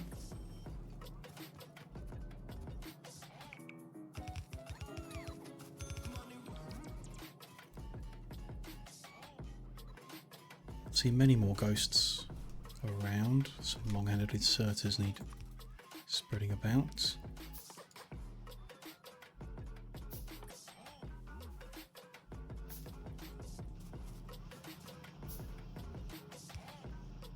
Definitely not anywhere near enough copper coming through the system. That's crazy.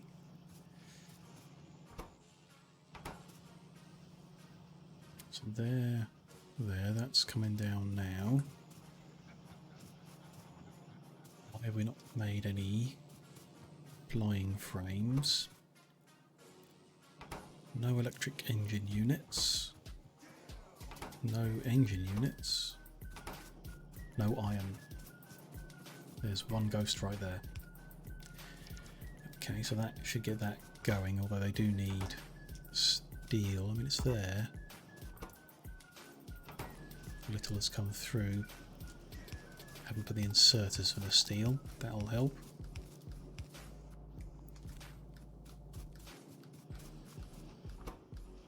They are making engine units, good. Can't make the electric ones because they're missing the electronic circuits. Missing the electronic circuits because it needs to flow. The cable isn't being made at the top machines because the copper isn't making it that far. It'll only happen when this machine at the bottom backlogs, which is a long way off, or if we manage to actually supply enough copper to begin with, which seems unlikely.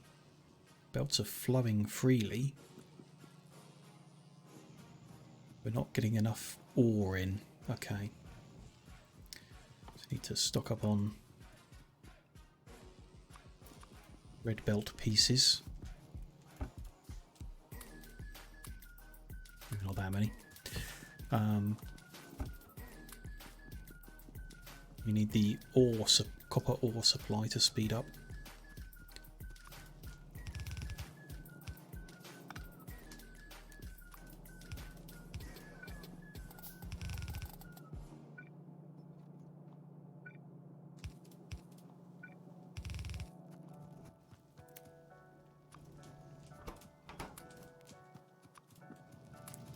The ones in my hand to start with.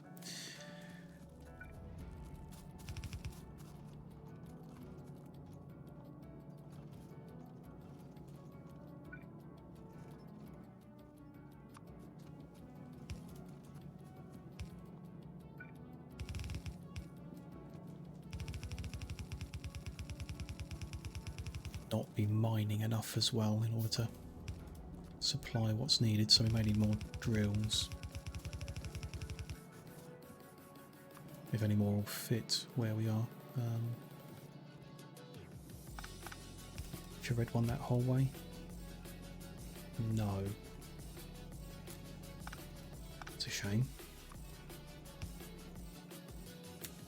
very close to being there. Never mind.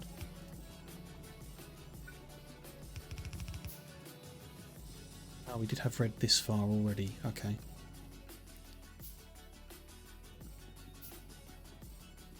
That's now going further with red.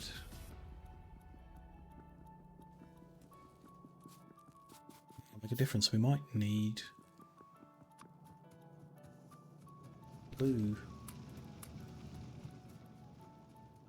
Blue belt for the copper ore up until the first smelting cell and then red after it.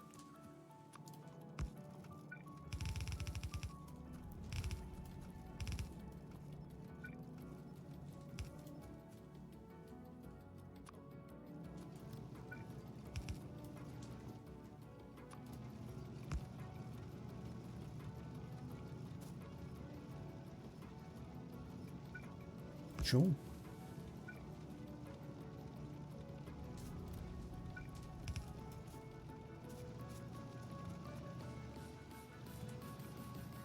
Needs to be improved a bit just by speeding it up to there. Put some red belt at the start on this outside loop as well. Say until the first machine. And it's past, so halfway down, so that machine.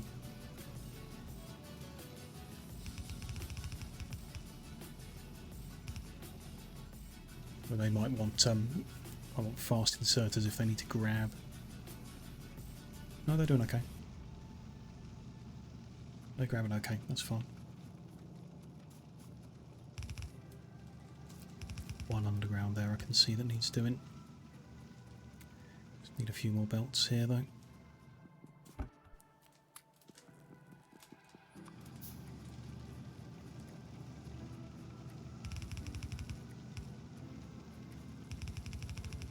Sixth machine, yep, good.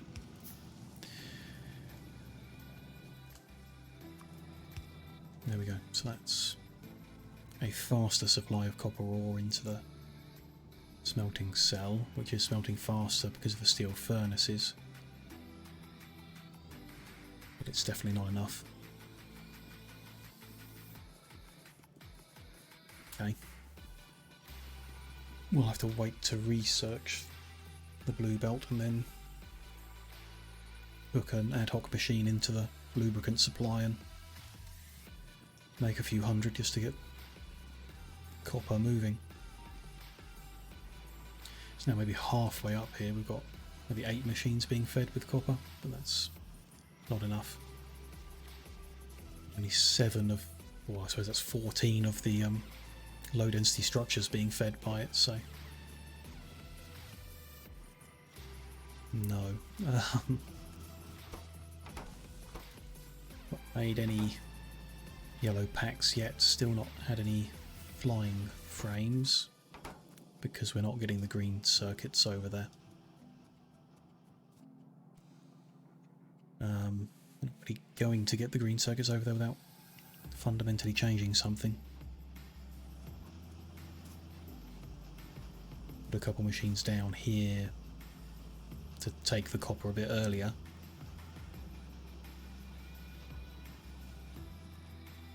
Maybe. Could go grab a bunch by hand from our backlogged machines and feed them in just to get things moving. That's an option.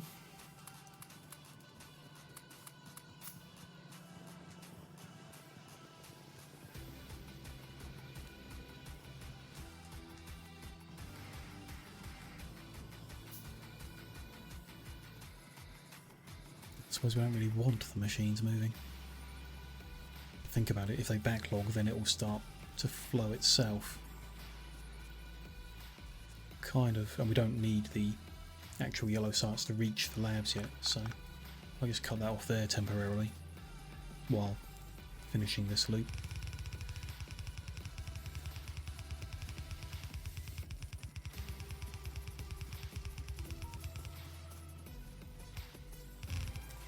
Then we could put them onto split belt all the way up here. Change how we've done things down there. It's not really what I want to do.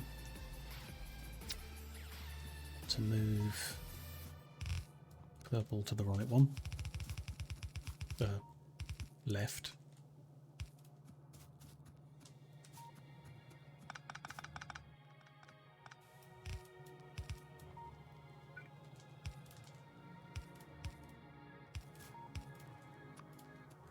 A bit more light out here. Just a little.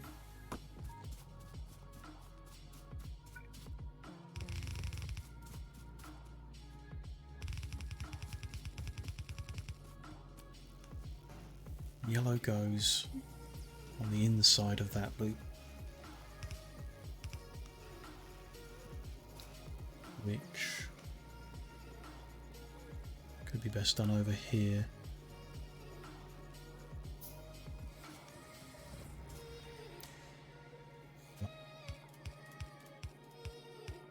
That will do.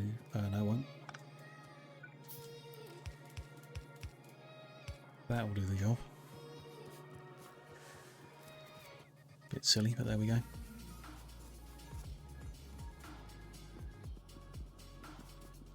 Steel flow's looking better. Still obviously short, but better.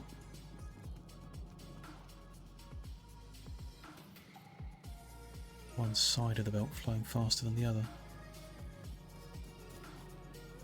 Yeah, of course. Little backlog there where it's turning into a shared belt.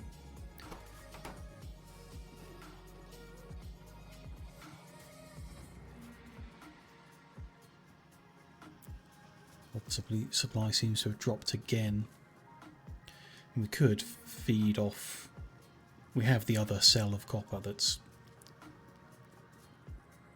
not had an issue so far, so there may be a surplus there even if it's going full speed. My preference in that regard would be to take it off the top and feed it back round. But that's not easily done. It's not necessary to have it on 2 yellow belts, because one half of this smelting cell doesn't fill a whole belt, I don't think. So what if I just take this half and turn it around?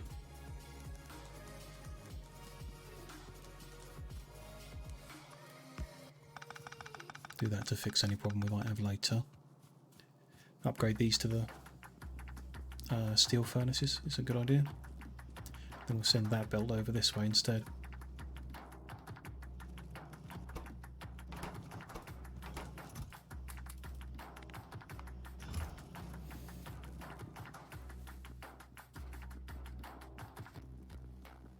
Up those stone furnaces in one of my boxes of junk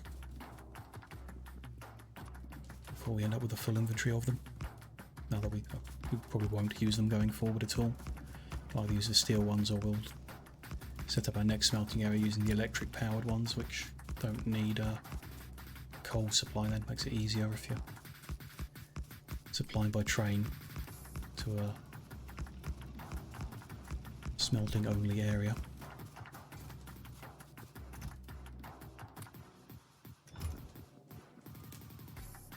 Okay, let's then pull this one.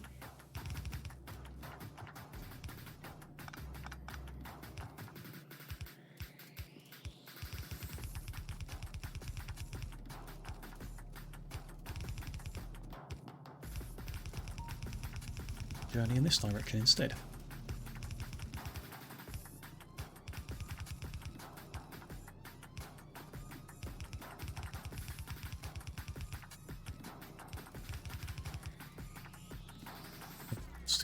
Join.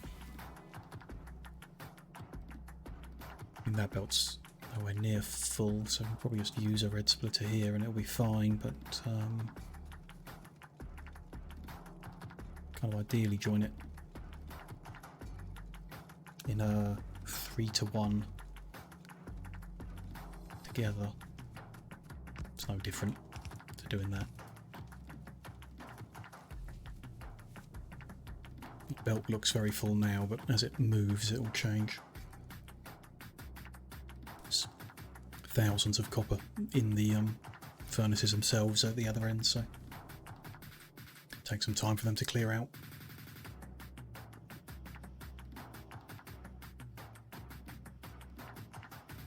Ah, we never finished the extra plastic I thought we needed.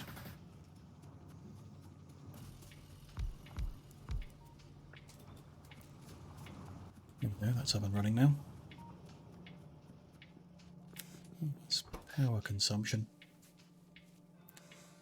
Well, the part of the base that we haven't just built, I guess, is all at a standstill, so we don't have an issue. Can't really see if there was an issue. New stuff running on its own isn't even half of the production we've got going, so that's all good.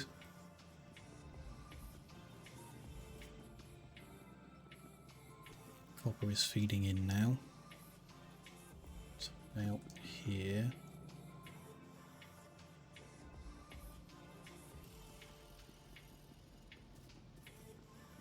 A bit further, though. Still obviously not enough. Let's have a look at the maths behind that. Low density structure needs 1 copper.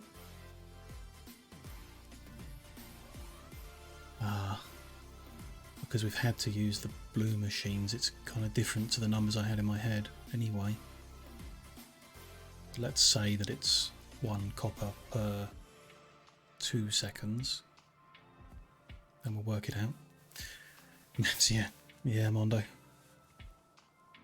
There's a lot of it in this game. Nice to see you, by the way. Welcome in. Hope you're doing alright.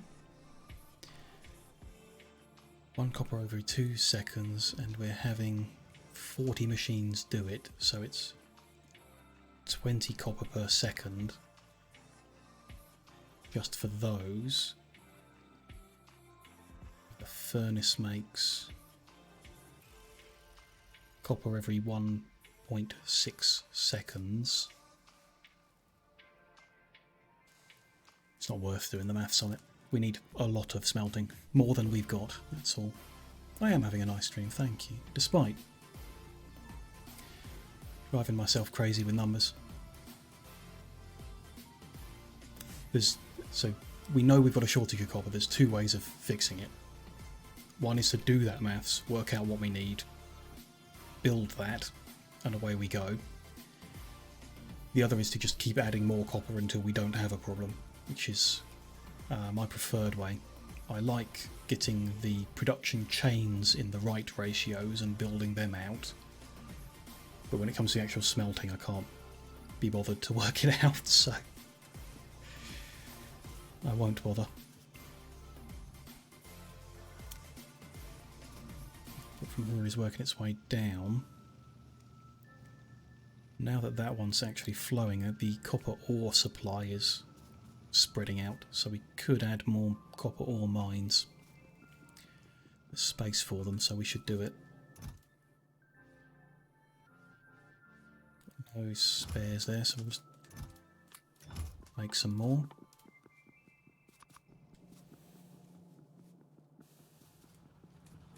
Oh, there's even some here that have run out of copper in the ground. Okay.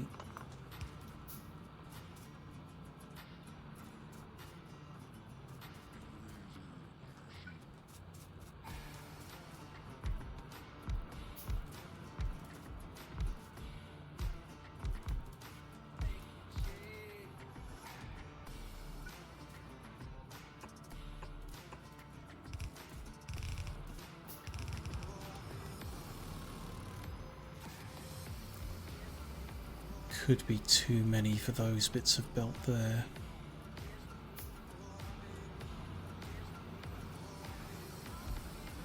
It forms a backlog at that splitter, so kind of want to that off a bit earlier.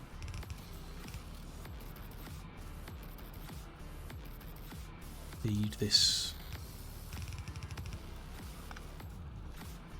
into something. If we do that, no, that won't do what I want.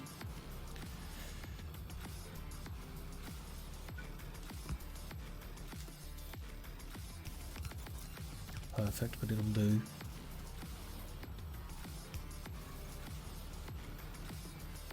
I think.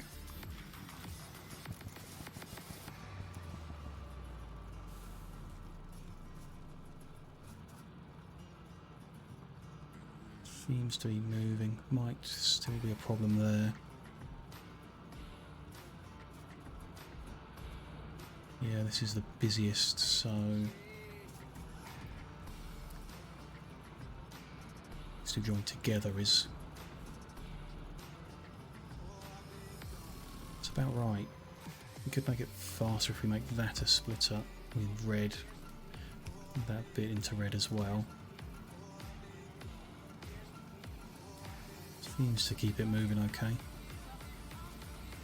Let's turn this whole belt a bit more full. Feeding better into the first cell at least.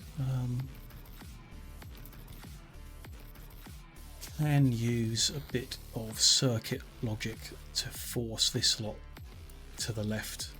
Only if the dot on the right is full as well, that is possible.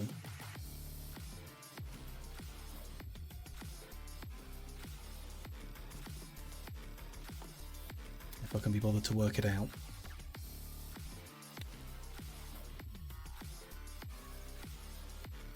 Need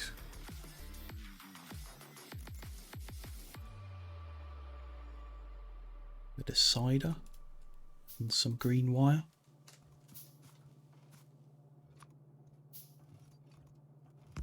Split there. Rejoin here. Other way around.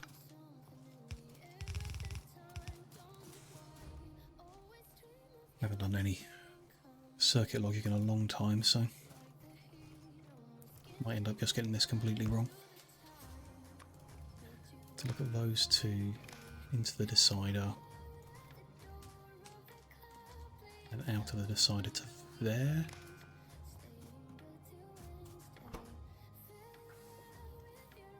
Ooh, what's the number? I thought it was like 6. If it reads 6 on a belt, it thinks it's full. So if it reads a number of 12 or greater copper bars, I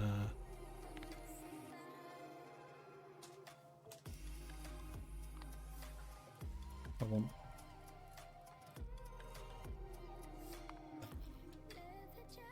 an output of 1. Oh, is it?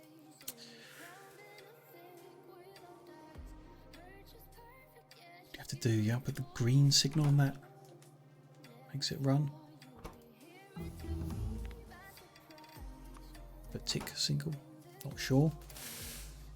Might be something after. Oh, we've unlocked blue belts, that's good.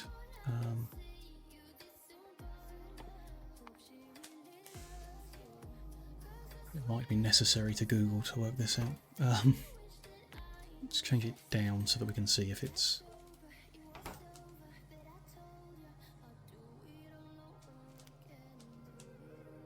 Actually showing me the readout, which I thought it did, or do you have to connect to a pole to see? No.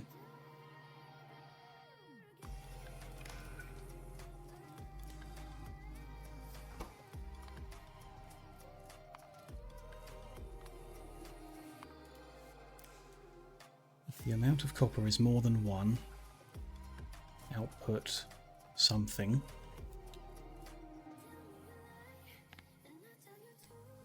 Then just what that something should be that causes the belt to unlock. I thought it was like green signal as in go. Oh, it may have changed since I last did it, of course.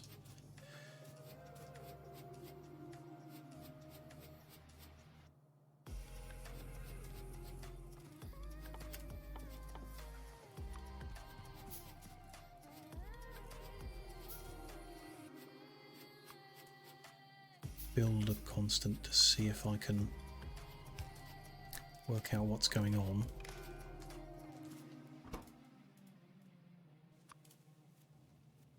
It's a check. Nothing happens. Green, nothing happens. Okay. Belt isn't the answer.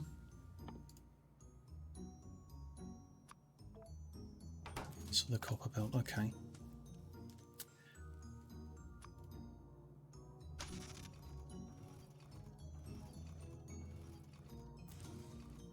Do you need...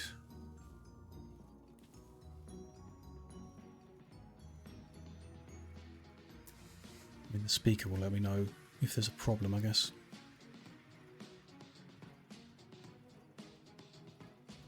Needs something different.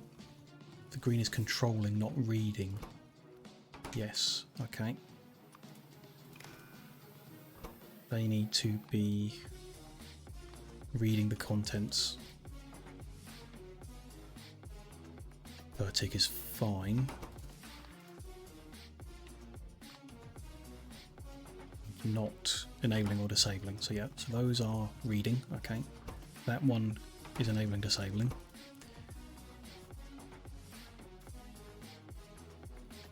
So yeah, we can see that signal is now coming through. Change that back to 12, which I'm not sure it's the right number, but it's something.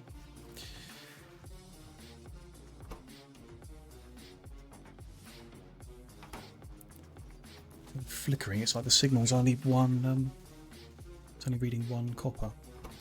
What if it's on hold? Hold is what we want. It's currently reading 16, so if it's greater than 15, maybe 14, let's say that. Each belt is pretty much full. Then we set it here. If we get a green signal greater than 0, off you go. Greater than. There we go. Knew I could work it out eventually. Reads the belt, finds that there's more than 14 because they've stopped moving. Outputs are green. Green unlocks that belt. That's all going to need to be read from that splitter forward.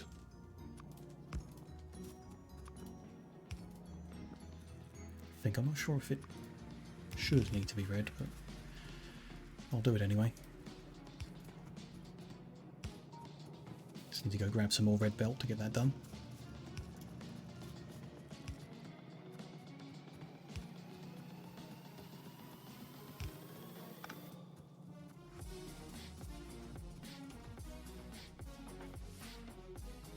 This one looks so empty now, there is not enough copper ore making it here. Belt looks relatively full at the top, but it's interesting. Can't force any more in that patch of copper that we got there is fully tapped, so we'll need to find another one. There's one over the east there, which I think we're going to avoid because the solar's going that way. So it'll be this one in the south, or that one in the north. That's very big. Don't really want to extend our train network as is. I want to rework it first. So we'll do the best we can with what we've got immediately available. There'll be a longer term goal to improve anything beyond that. Let's rearrange these two, make it neater.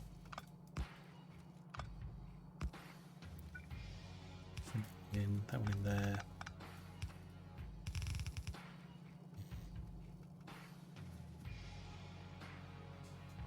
No, can't do it ideally, so that one in there, that one in there. Add that one on. That's a lot more copper coming this way. Well, that's only temporary because it's not going to the right. That's what's going to cause it to come to the left. And it's got a big backlog, so that will clear through relatively quickly. still don't believe that's enough to get where we need to at the top there. So we need the blue chip production to backlog all the way up to the machines, which will cause these green chip machines to backlog, which will allow the ones at the top to start moving. It's just a matter of time, really, I suppose.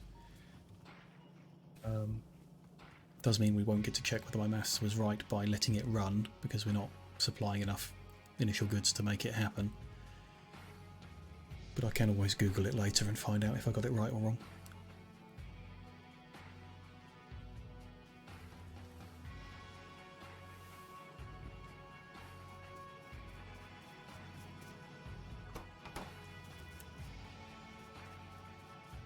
After we've got the yellow sites up and running, all I really want to do is just kind of research everything that isn't an infinite research.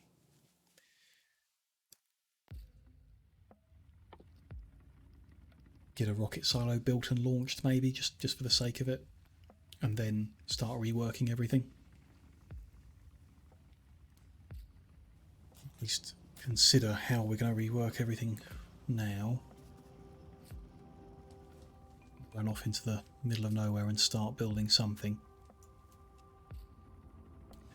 Might just take some cliff explosives and go clear out the bits and pieces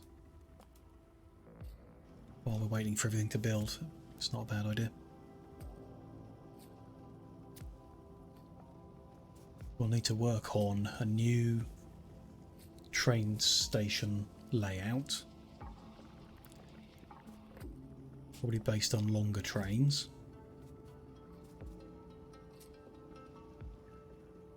Small one that we'll build at mining posts, and larger one that we'll build at processing sites.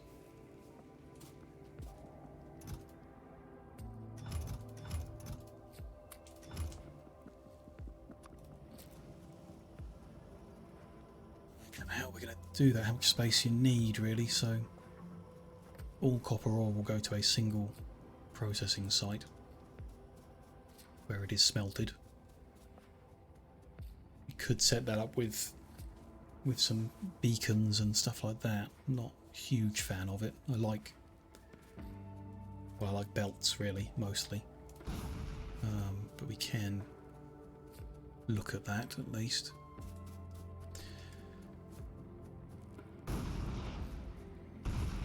So whether we want one train station for all smelting, or separate things are smelted in separate areas, probably. So just copper in its own, and then iron in its different one, and then steel and bricks. Each of those will need quite a big train station input.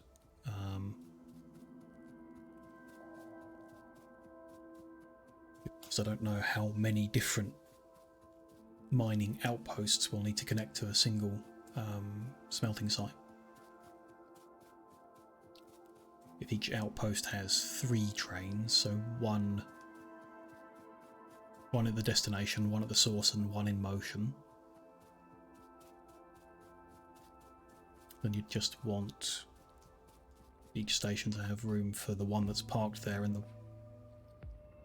you wouldn't need a waiting area for the inbound one. I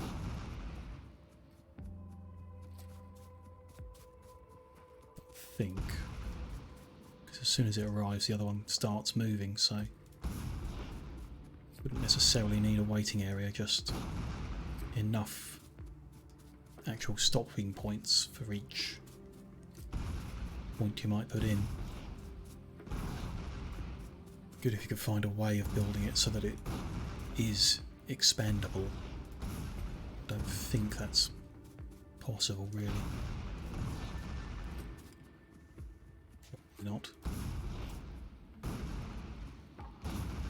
Just have to make it really big from the start.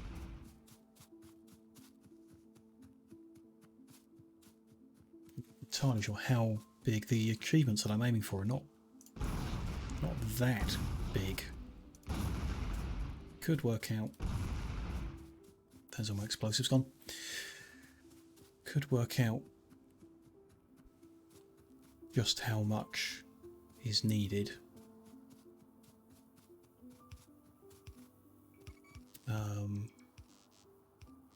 To get the achievement and build that big. Probably actually very small if you include beacons and modules and stuff. Let me just find that achievement. 400,000 iron plates in an hour. 400,000 in an hour.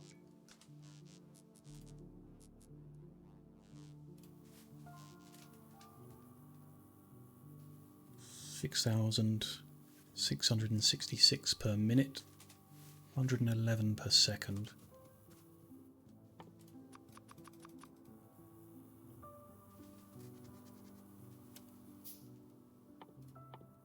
Plates. Every 3.2 seconds, but it's double speed in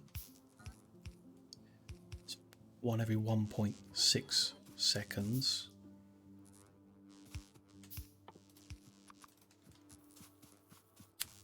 Filling in these missing power poles while I'm doing my thinking. So if we divide it by 1.6, other way round, multiply by 1.6. 177. Yeah, 177 furnaces.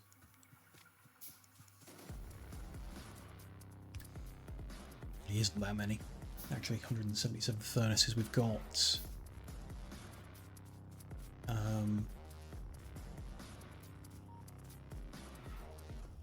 96.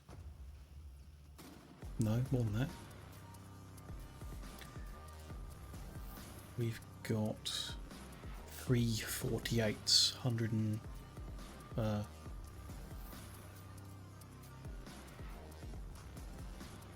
348s, 144.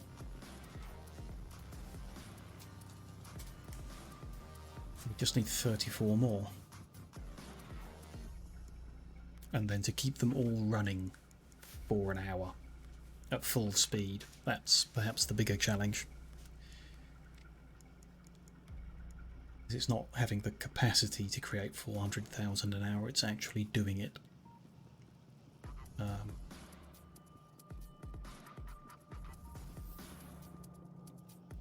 Copper supply looks a lot better. It's still not enough to get past the first half dozen machines down here. Yikes.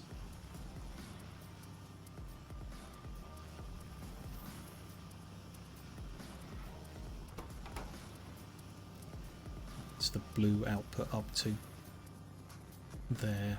Okay, so we're almost to the point of them starting to backlog.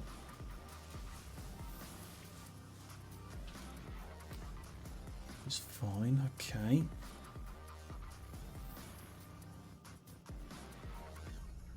Thoughts being necessarily need to do a whole overhaul of the train system. We connect that iron source, maybe that copper source as well.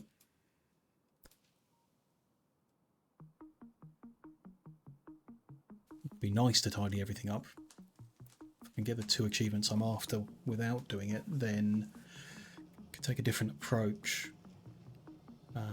We could get those 2 achievements, do the individual runs to get the other 2 that I'm missing, that need to be done separately, or that I will need to do separately.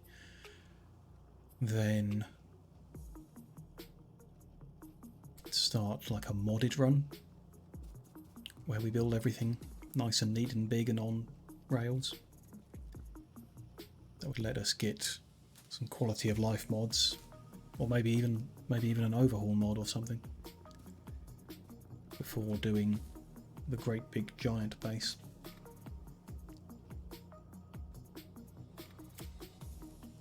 Not sure. I'm not entirely committed to building a giant base in vanilla. beyond getting those achievements, and they're not difficult ones. In fact, once we've researched everything except the infinite stuff, we don't need any of the infinite research. One, to increase the mining output is good but not necessary. I mean, like, it would be helpful but definitely not necessary. So we could tear down the entire factory at that point, because we don't need the science packs anymore. That would certainly make it easier to rebuild.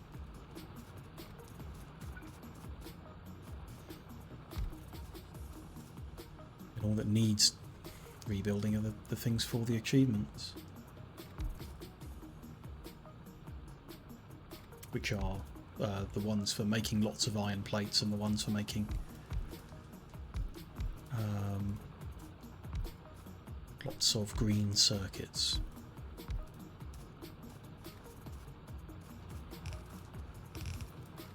Moving these mining drills to ones that had run out of source material, somewhere where there is a bit.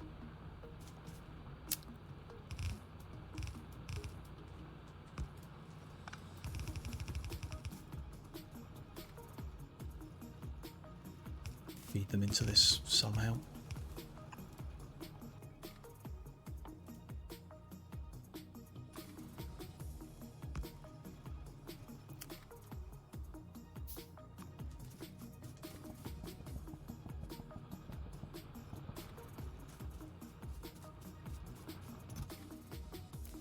The time we've been playing on this run, we still don't have a full chest of landfill. Just very, very slowly feeding it.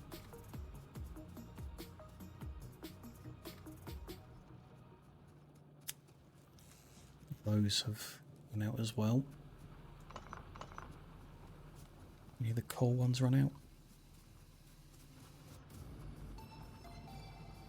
Looks like they've all got green or yellow dots. Yep, that's fine. No red dot ones.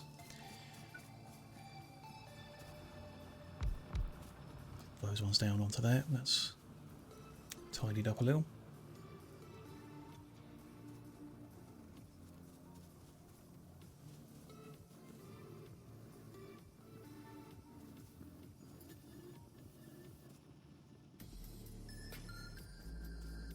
What's that backlog doing?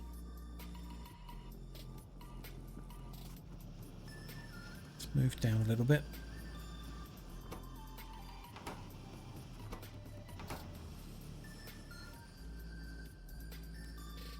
So, yeah, it's backlogging on the low density structures, which would also speed things up if they filled. But they're definitely better supplied than they were, so they're in reasonably good shape. Some backlogging on the right hand side, that might be why. Okay.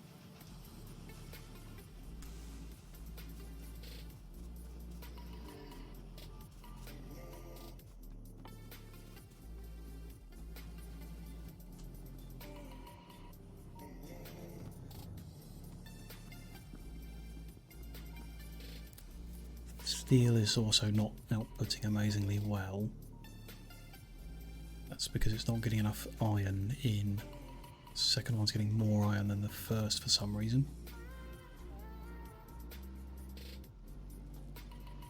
To prove that, we'd need to turn some of that iron line red. Let's start doing that. Could just do one of the belts red to start with. See if that improves things at all.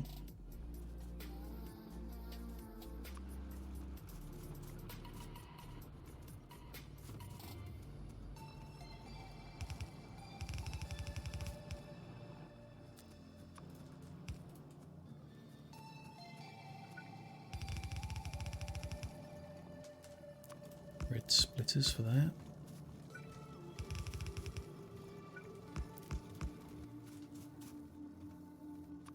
Some more of those. Looks like we'll need quite a few.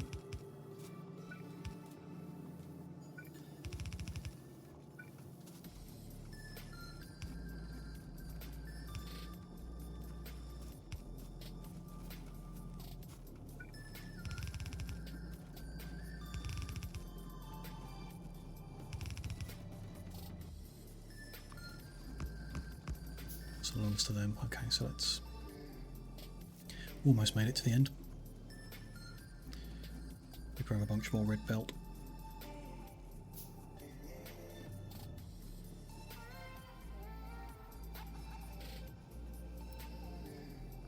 That copper line as well. It's quite empty at the end.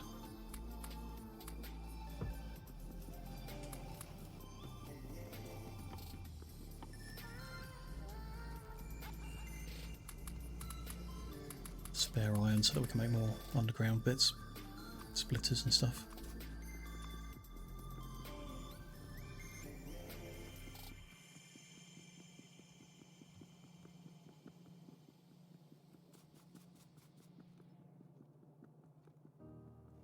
Yeah, so the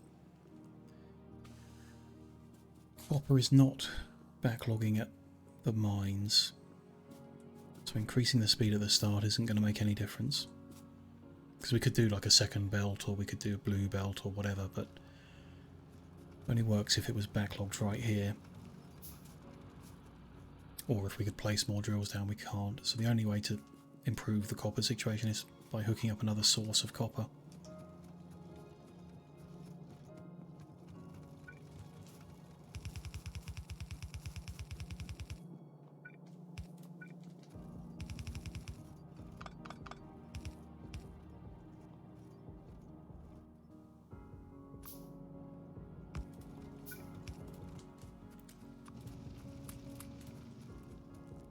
Okay, so that's a stronger supply of iron ore to the steel inputs.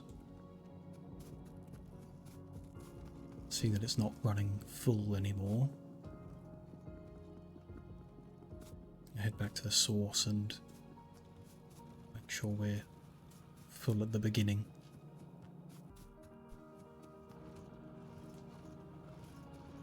Because that is backlogging, a few machines are not running. Change all these splitters to reds. Bring the red line up into these machines a little way.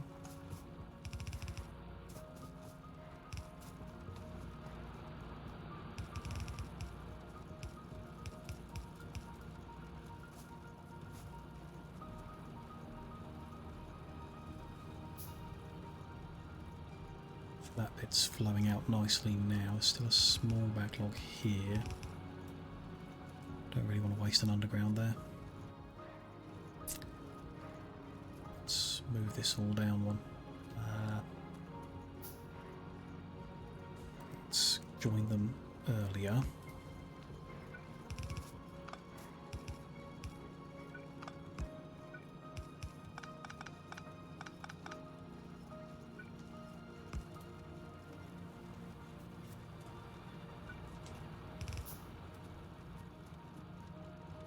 It's improved, definitely. That side is being pulled out faster than the other. It shouldn't really matter. We can balance that.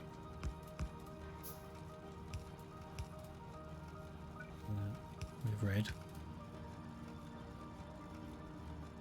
Or we can improve the balancing of it. It's still not perfect like that. Still backlogging past a couple of machines. Which, everything how it is, I think that means the second line needs to be red as well.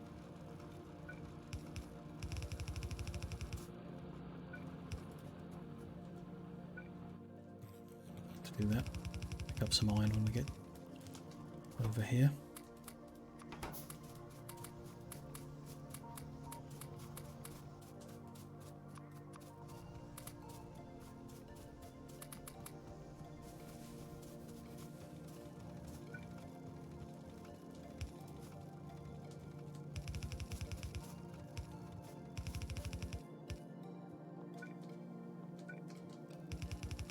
Those to be crafted before we can. Just to change that actually, so we weren't spending one to go underneath it.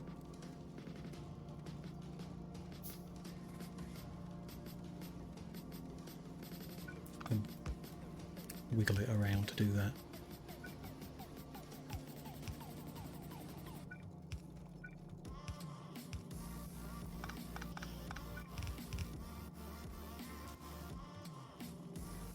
prettiest, but it'll get the job done.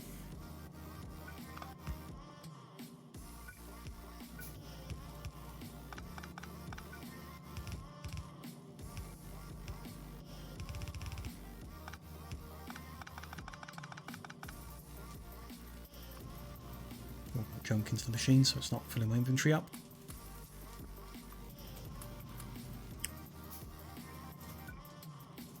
We've got two, so that definitely needs to be a red one.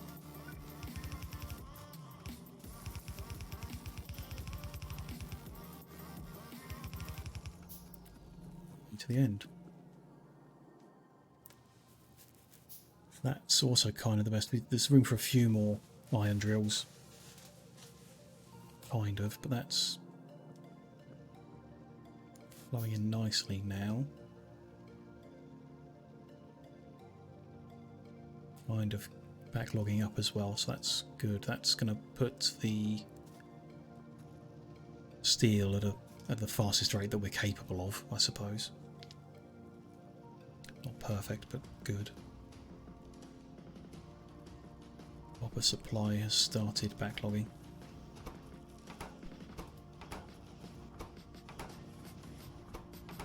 The machines in the middle here are now full, so that's causing it to run further up. Means we are now making green on the spare top two, okay. Some of them are feeding into electric motor production, hopefully.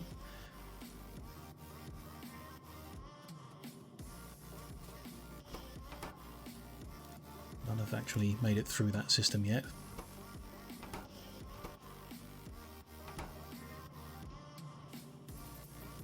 An electric motor should come out of this one shortly.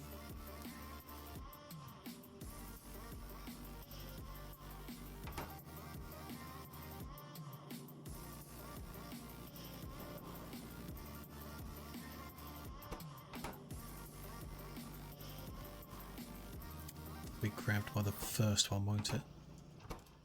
There we go, so that's making the first flying frame.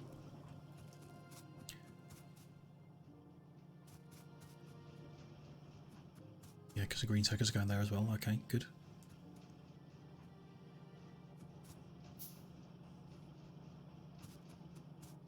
That first flying frame, when it's done,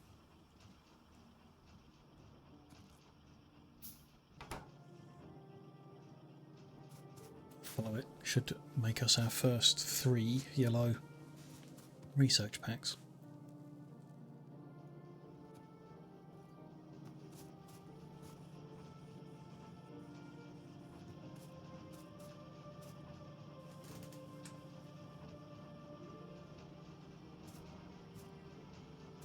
There it is, come out the other end already. Lost track of it in the underground.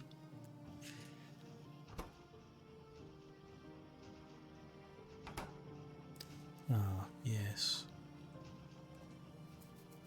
The other thought is that it is now time to change over all of the pre-existing factories to the second tier, which will increase the amount of steel that they use, so create an even bigger problem. Okay, there are the first science packs being made. I don't want to connect that up yet. We're still researching things that don't require yellow. I want that to backlog to force more steel into the purple science production. It looks like it's already getting a good amount now, actually. Increasing that iron supply seems to have done something good. They're running at a faster speed now with the steel furnaces, so twice as much as they had before. It's good. Would extend them, I suppose, is another thought. If you change this yellow belt to red belt, you can supply twice as many. So it could be that we leave these cells here and at some point soon extend the length of them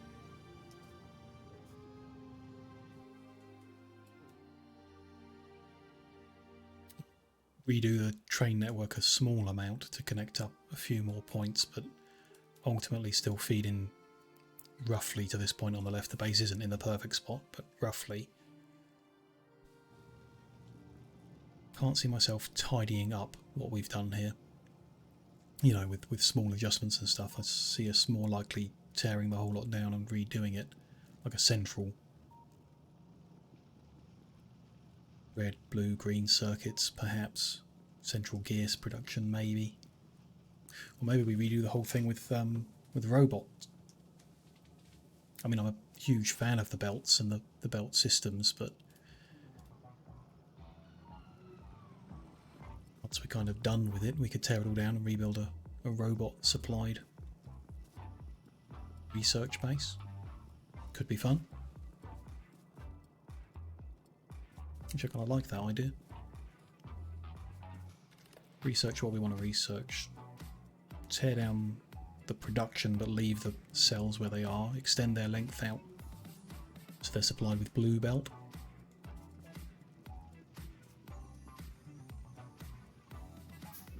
Rework the train system heading westbound to feed in the raw materials they need.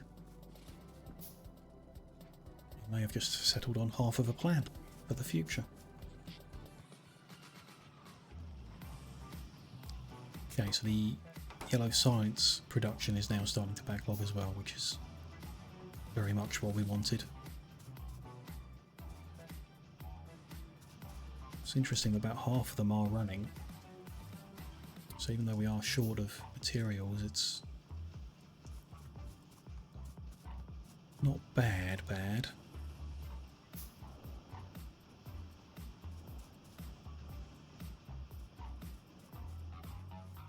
Does help that I suppose the surplus copper production is running this way.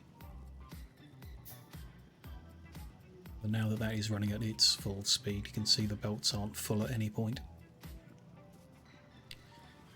So there would be no point in trying to upgrade that to blue belt at this point until we can manufacture more copper, or until we can dig up more copper ore.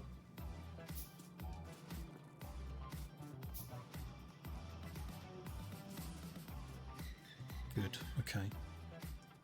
Is there an odd job I could be getting on with while we wait for research to roll? As part of that plan, the only real thing to do, extend these cells and work on the rail network. Could start an entirely new rail station over to the west a little ways without tearing down the current one, because the current one is actually being used actively. To kind of want to, I would want to put it where, down here maybe. It's kind of annoying that the petrol is there. We could build it down here when we know how far back we would be bringing these lines. We can put that marker in the ground, then we can start building behind it. It's not a bad idea.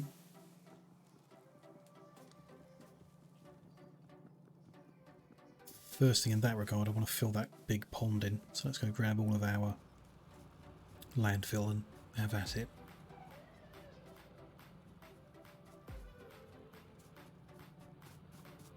It's flowing better now, that's good.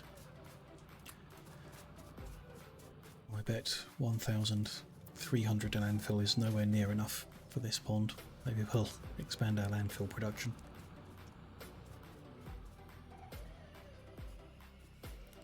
No more cliffs down here, so that's okay. I've got a ghost drill there. Didn't realise that. We'll make a few and fill that in.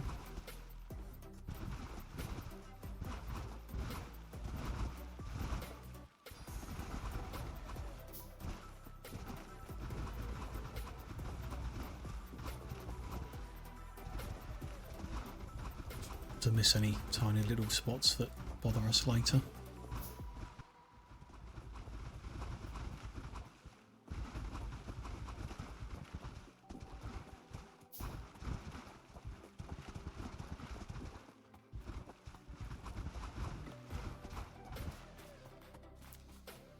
Where's all our landfill gone? Maybe half the pond. I will speed up that landfill production just a little bit. So there's the ghost one. Get that built. Good.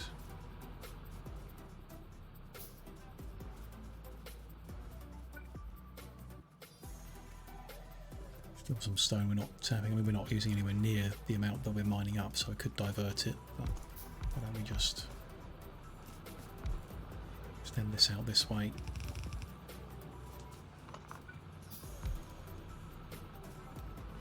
One more on the end there, yeah.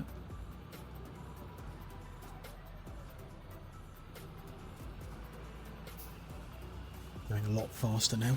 I mean, 7 times as fast, but still not. That's still not very fast. Why don't we handcraft a top level assembly machine? Let's divert this, why not?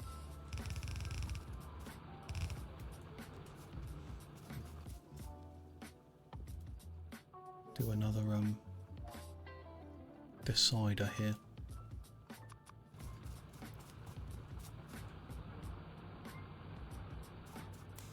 There's not much point in doing a decider actually, thinking about it. That is constantly flowing.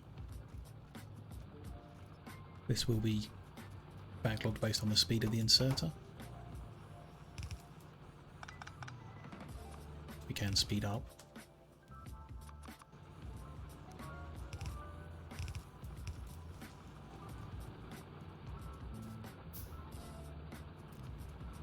It's fine, I think I'll leave that as is. Don't believe we're going to run short of stone over where it's needed.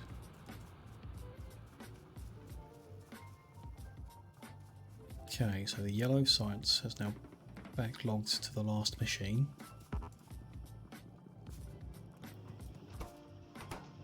Ah, not quite. That one's still... The penultimate machine is still crafting. Beginning to build up a line of robot frames on the belt. Still got a long way to go, I think, before the research speeds back up to its proper speed.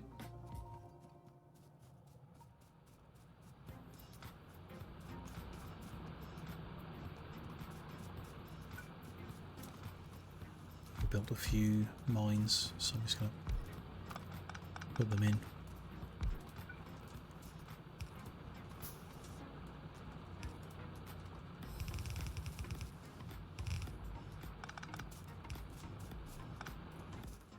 Reason not to. Empty some of the junk out of my inventory as well.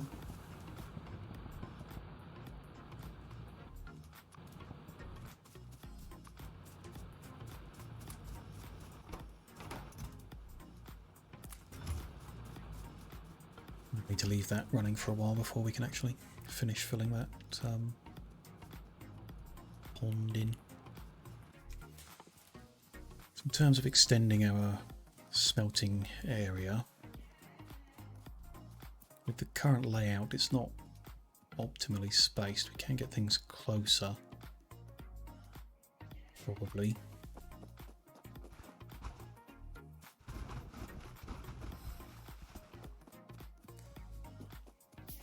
Not without making them, not while keeping them within the grid. So unless we started pairing with substations, which if we were to pair with substations, then I'd be inclined to use beacons and everything like that. The gap of 2 in the middle there, if we use medium poles we can use, so we can fit, for example, them in like that.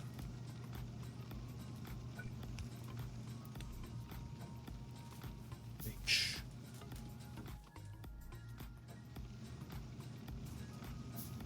means, so yeah, every pole is got 3 between them.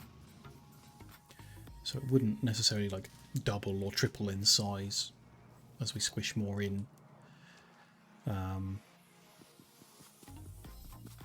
Transport belt doesn't, a blue one doesn't double a red one, it just triples the yellow one. So if I was right, we'd just fit 3 times as many. We'd fit 36, 12 gaps in the... How do I check if I was right? The maths behind that is based on that 1.6 seconds that it takes to smelt one item. So it's smelting an iron plate. It's 3.2, but that's doubled in steel furnaces or electric furnaces as well, I think. Yeah, crafting speed of 2. It's 1 iron plate every 1.6 seconds, so we need 1 iron ore every 1.6 seconds. If the belt carries 15,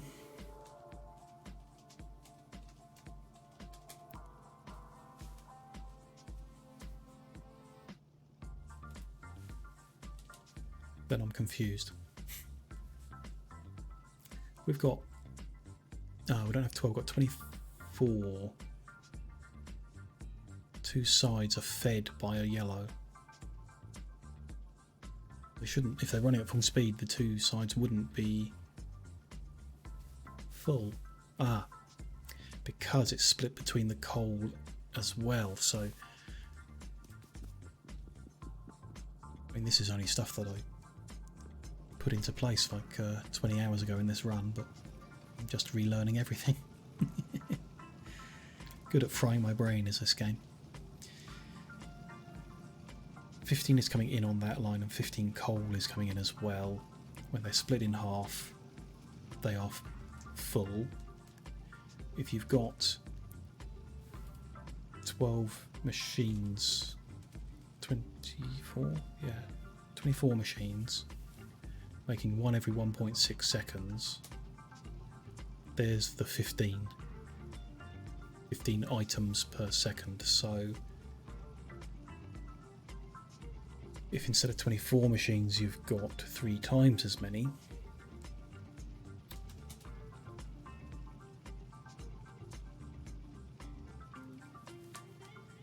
yeah, it is 45. That's interesting. Okay.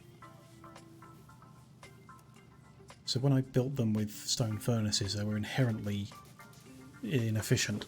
We were supplying too many materials, which is fine. Plan ahead. No, because it's split in half.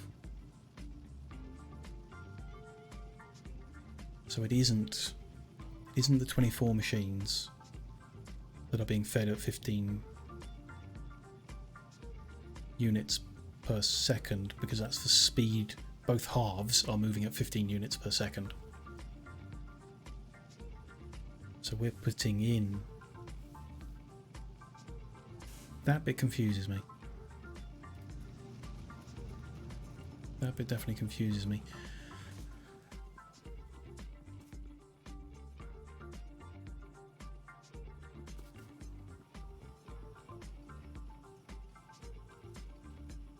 I thought that was the right way. So we'd inherently be left short when we upgrade to the steel furnaces, which it looks like we have been. Unless you feed red into them. We have further along, but we didn't here.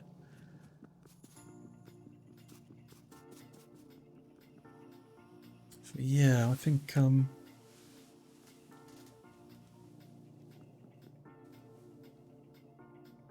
vaguely getting that maths in the right direction, but getting confused by it. The other factor is we have the option of using the electric powered furnaces instead of the steel furnaces, which won't require a coal supply, which again, that's my preference, is to not require the coal. It makes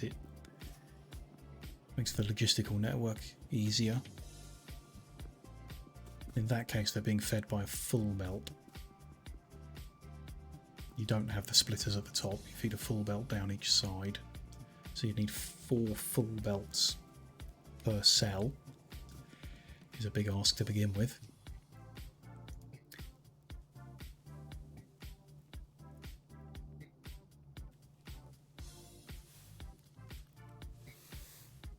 In that case, your 45 units per second on a blue belt is 45 units.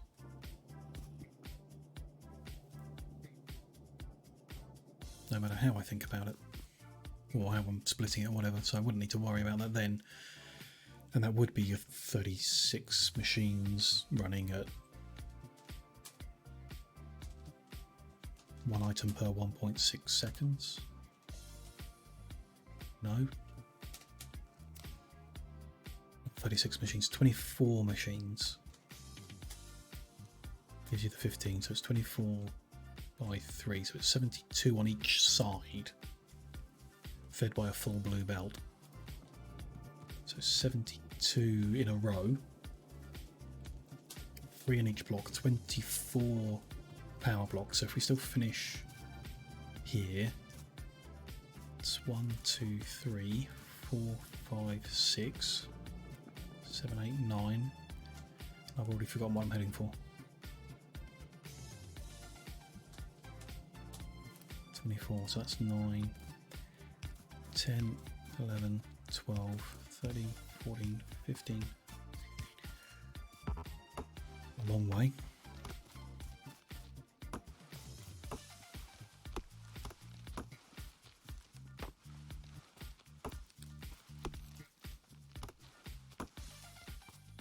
It's a problem.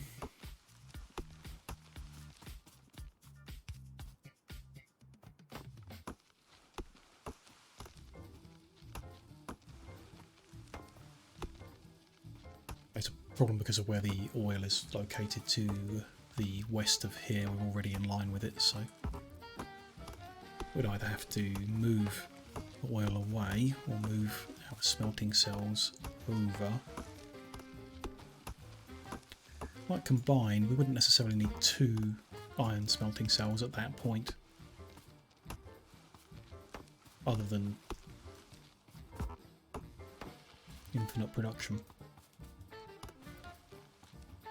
Without a specific long-term goal, it's hard to talk about what is necessary.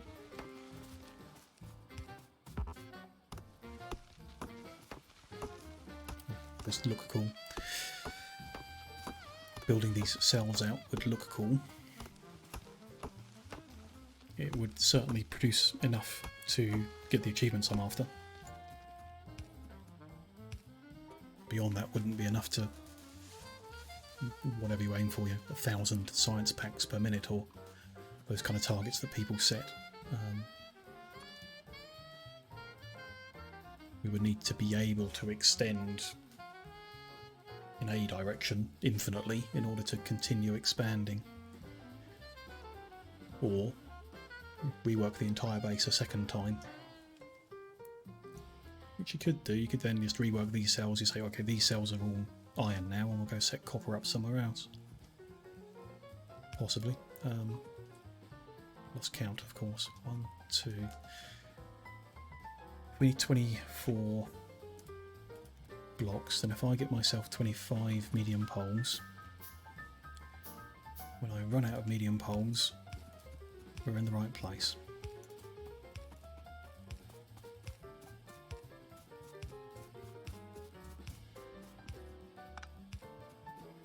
As long as I put them in the right place.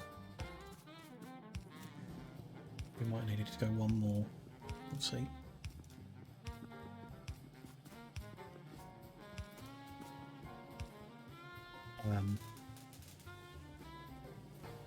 Could go one more, or our outputs could go under the road before we do anything with them.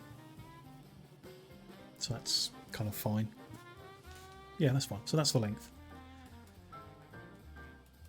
Just out to the middle of the pond. Which, yeah, clashes. We could do a bunch of land filling of that sea and turn the oil around, just face the other direction. But it would then be in the way of the kind of input to the cells. We'd need some space beyond this for where the trains unload and the belts run in. So yeah, that oil is just, it's in the way of the last 2 cells, which are, they are duplicates. we're outputting 4 full blue belts of material in each cell. Could probably do it in one. Probably would do it in one then.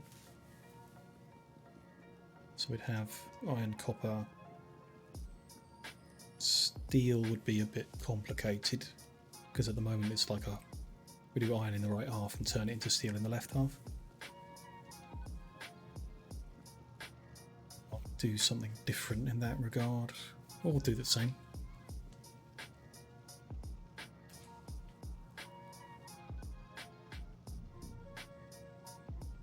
It'll be a bit different. Not sure about that. I think I just had a brainwave.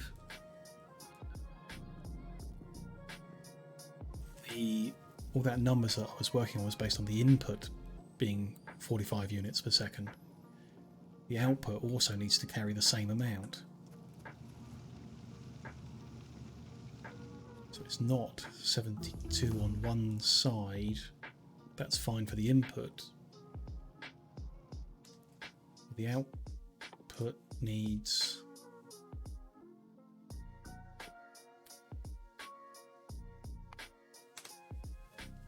to carry 45 units. So if you've got two sides taking 45 in, the output is 90. Okay, that changes things in a frustrating way.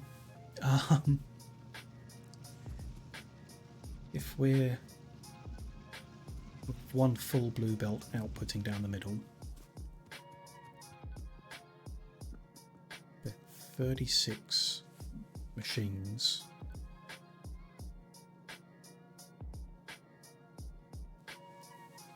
Using 36 every 1.6 seconds.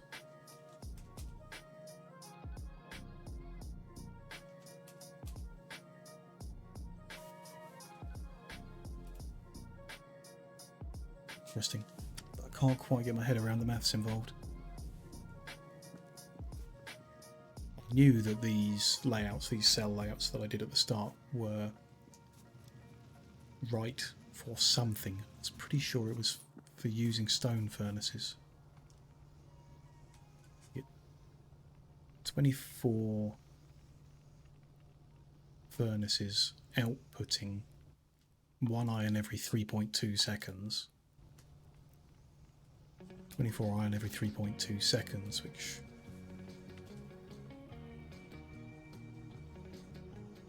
I would do 24 divided by 3.2. That's the maths I would do, and come out with 7.5 iron per second. It's not a full belt. So this output coming down the middle, if it was flying at full speed, wouldn't be... no, it's not. I know it's not. It's only when you combine the two sides together that you get the full yellow belt. So that must have been based on the input, I guess.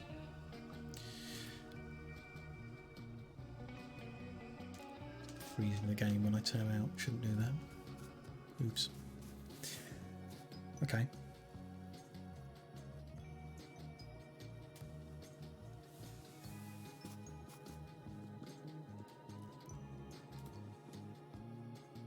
Need further research off stream to work out. It's supposed to be.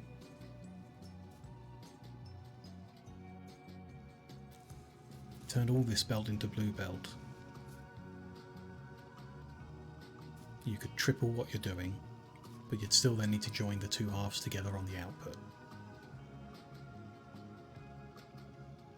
So those... Yeah, that's fine. The idea of putting 72 in a long row... Okay, they just can't... Let's make a couple and then I can draw out what I'm thinking in my head.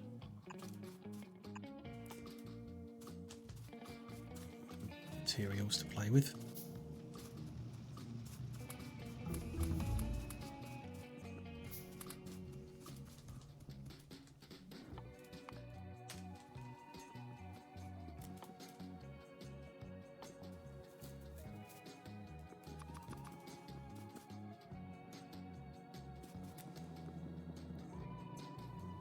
Oh no, missing a pole. I've queued them up.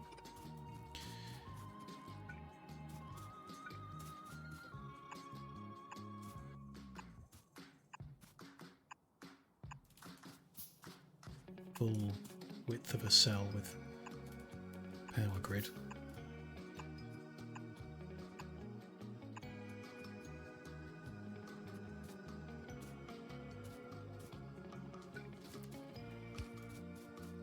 Some lights in so I can see what I'm doing if the day ends.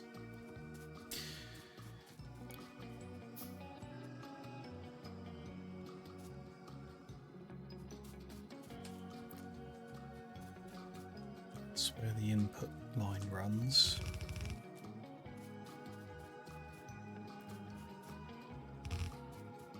That's the output. It's 3 away from the post. Yep. 2, 3, 4, 5 in the middle.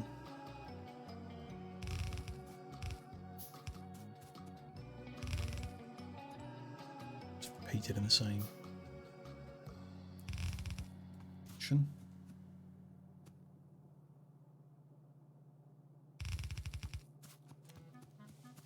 The belts are in the current layout.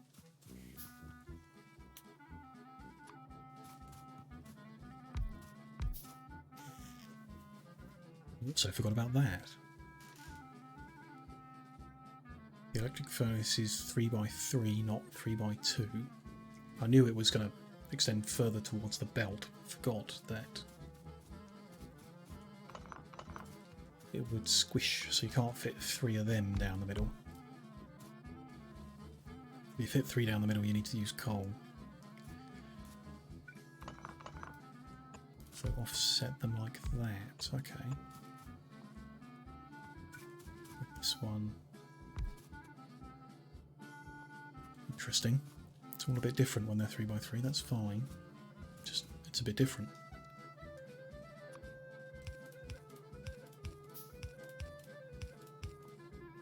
Fast insert is probably unnecessary actually. Maybe 1.6 seconds, that's quite slow.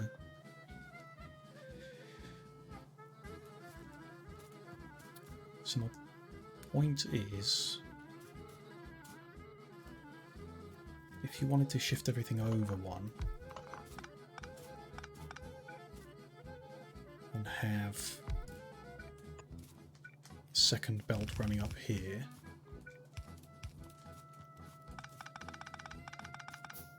I don't believe that fits. So it's in, out, in, out. You need to balance the sides on that, which I'm never a huge fan of. Then be there.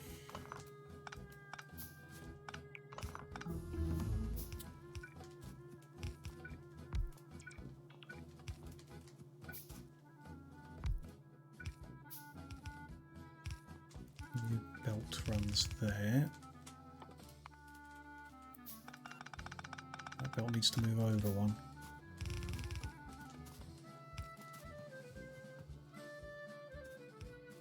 So you lose the kind of symmetry. 2, 3, 4, 5, that's 6 away from that edge.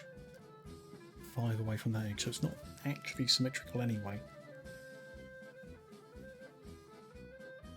Could have made it so by not leaving that single line up the middle.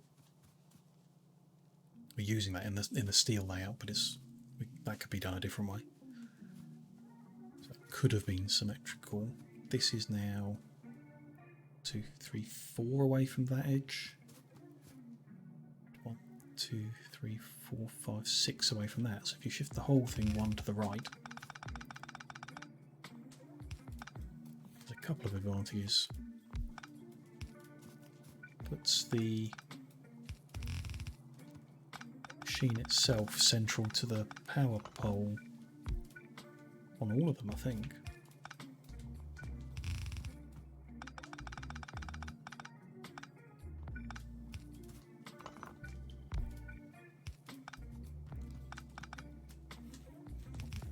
Next to it.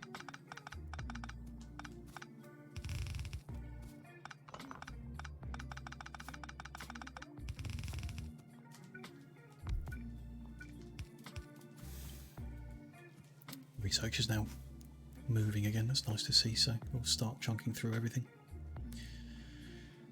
Okay, so that is that. Need to balance the sides. It's annoying, but it can be done. Every other machine, you just need a splitter.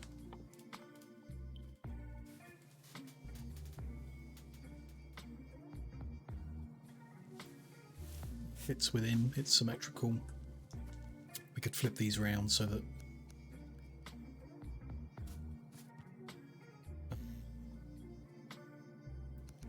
those are in and those are out, so it's resources in on those and out on those.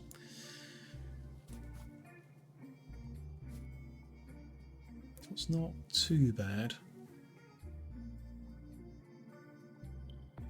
Fits within the same cell structure, so that's fine. It then means everything has a full belt all the time. They share belts, it might look a bit prettier, maybe. It does mean not lining up quite like that is one thing. Big deal. Shift everything over one, so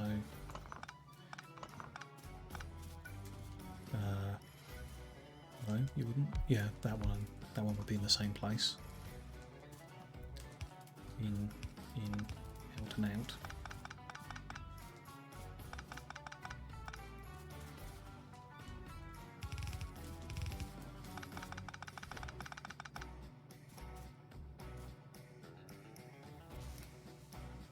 That means that for every outputting line, you've got 2 inputting lines. So, considering blue belt is the only belt we've got, not got one beyond that, it's not optimal. That's only optimal if you split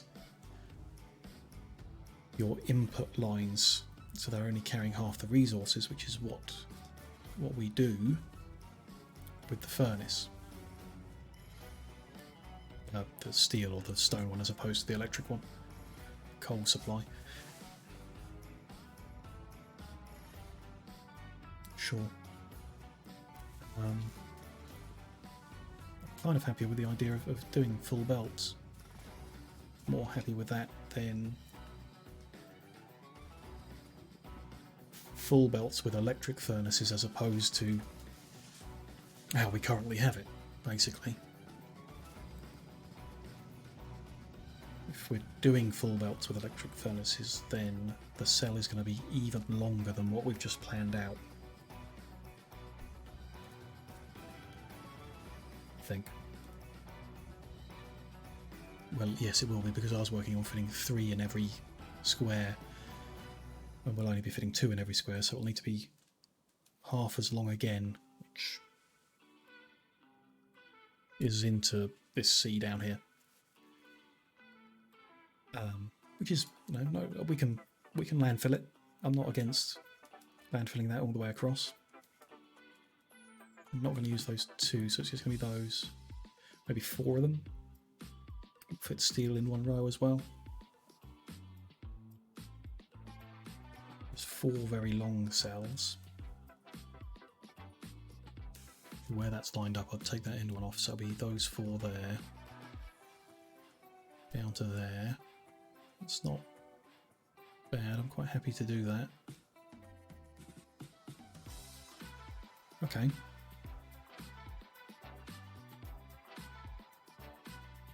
Then a train station somewhere over here, I guess, or could go on the other side. we'll need a lot more landfill, but the plan for the solar farm was just to head east and north, so south of it is available to work.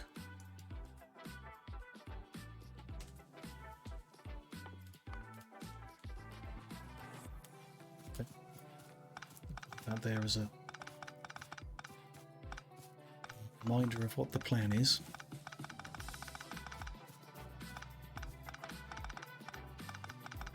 Probably going to want to get some machines crafting these things, because we're going to need a lot of them.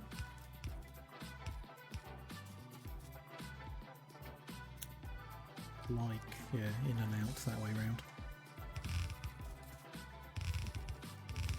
I need a lot of blue belt to do it.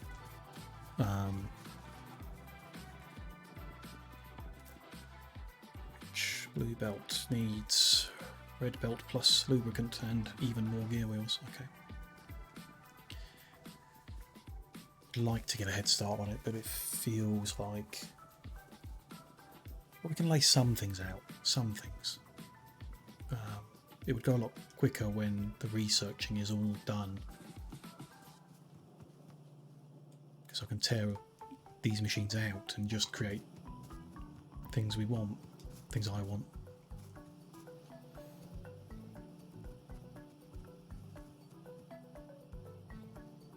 Instead of making whatever is required for the science. We don't have a surplus of electric furnaces being made. We can't just add another machine to make them because we don't have enough steel being supplied. That's an issue. I think I should change what I'm researching. I've been just trying to clear out the log. But if we just ignore... So any military thing we can ignore. We can improve trains later. Insert capacity later. Improve robots later. Start by researching these things that are actually things. Research speed will be the first one to do, so we need to enable supply of yellow research. It's going to slow everything down, but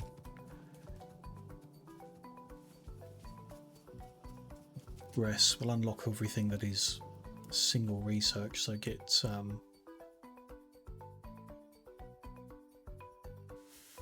silo. It's kind of all we need. We could get all the like personal equipment stuff unlocked before tearing everything down. It's an option. Oh, what I could also do is disable half of all of the science production rather than tearing it all down. We could tear half of it down when we're ahead of the research. That might produce enough resources.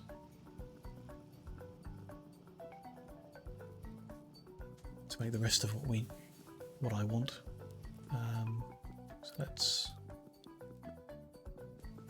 think. We need a bunch of medium electric poles, lights, inserters, electric furnaces and belt.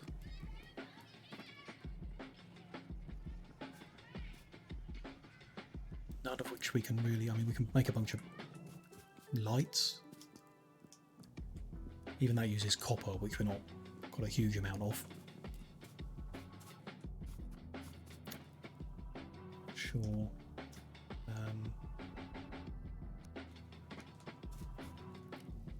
Then the right way round. So if I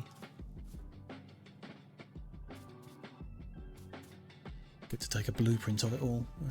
Need a few more bits and pieces before we can do that as well. Gonna grab some more landfill and let things run a while. The yellow science still hasn't actually reached the labs yet.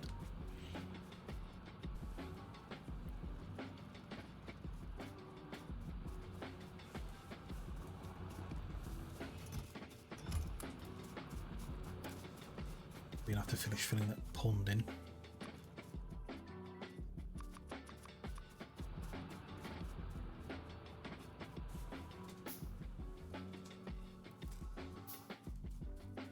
Work out how far we need to go and get those poles laid out.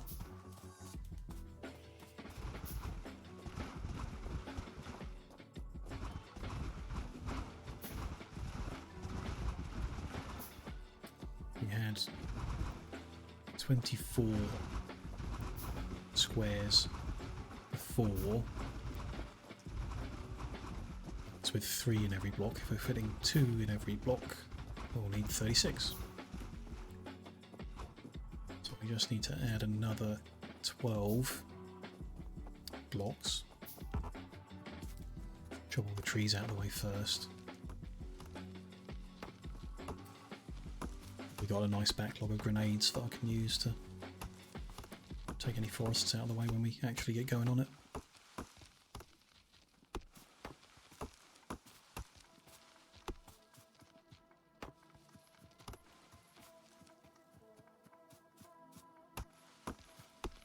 Chopping, I'm sure we're going to go quite a distance.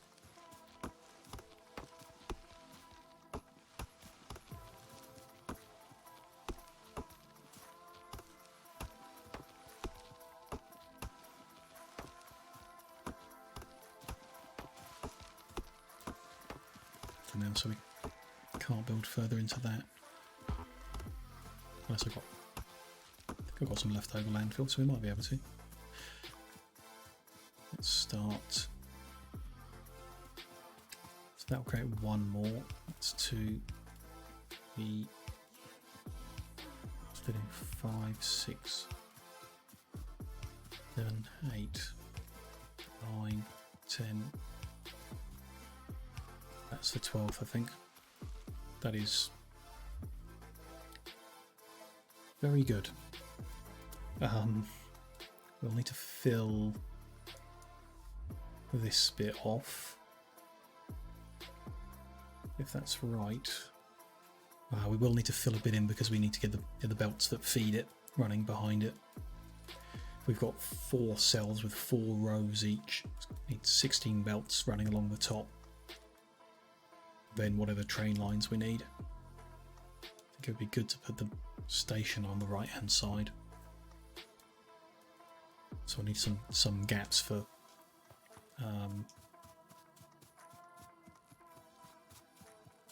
actual train line, just the 2 wide to carry them over there. Unless we're going to do a really complicated train system with double lanes and stuff, which I don't think is necessary or worth the headache.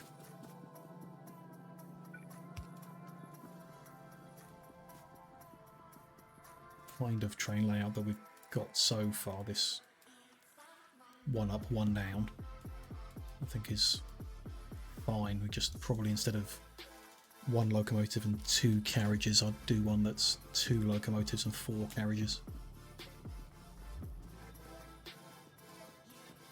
First thought on it. Yellow science is flowing around those labs. It is moving.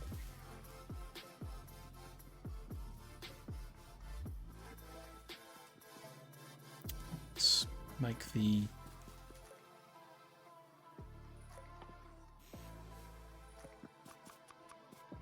bits we need to get a blueprint of a single row between power poles.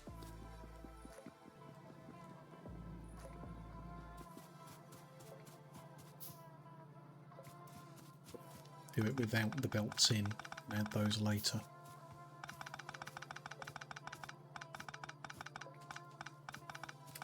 Tell you speed of a inserter like it does everything else.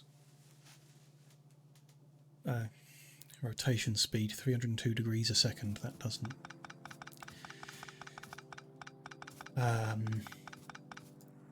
302 degrees per second. We need it to turn 360 degrees in 1.6 seconds.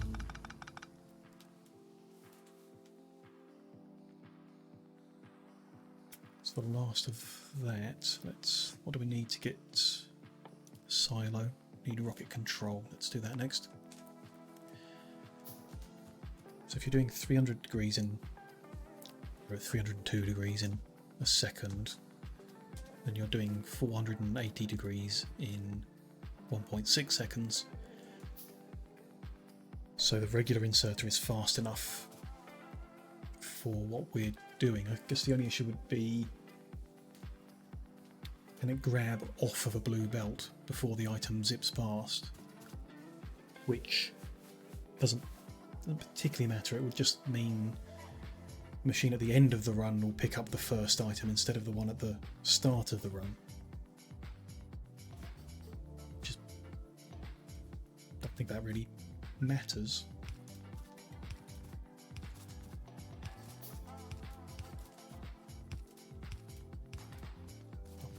We'll see.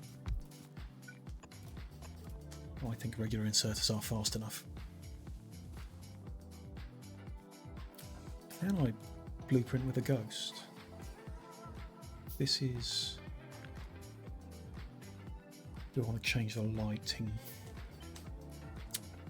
Probably want to change the way we light them.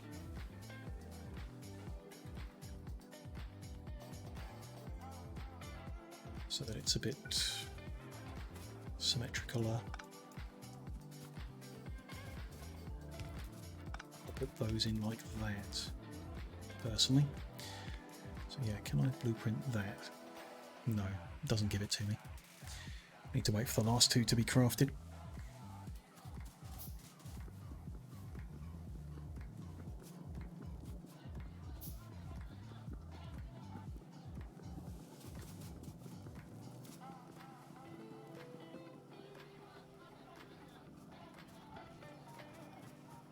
They're all running.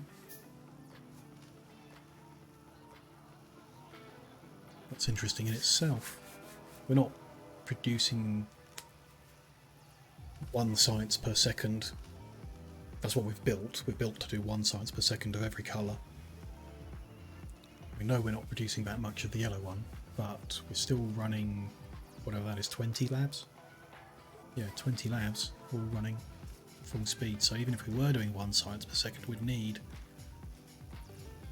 more labs.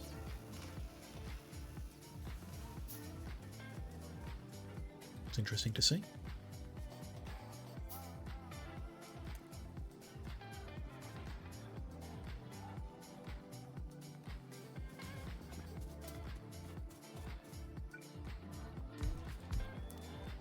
Okay, they're in place. We can blueprint that. This is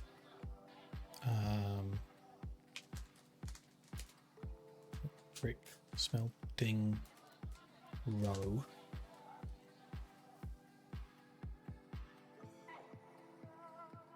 Gate.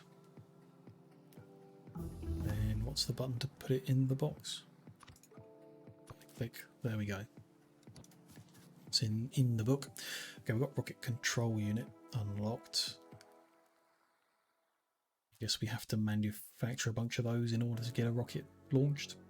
Or a satellite, maybe. Which requires more blue circuits. Ah, yeah, here we go. So, rocket silo needs a whole bunch of stuff. Concrete we're not making at the moment, so we'll need to set up some concrete production. Some rocket control units, some rocket fuel. Rocket control unit isn't complicated, it's fine. Just don't have it at the moment. Rocket fuel. Okay, we'll need to divert some light oil to do that.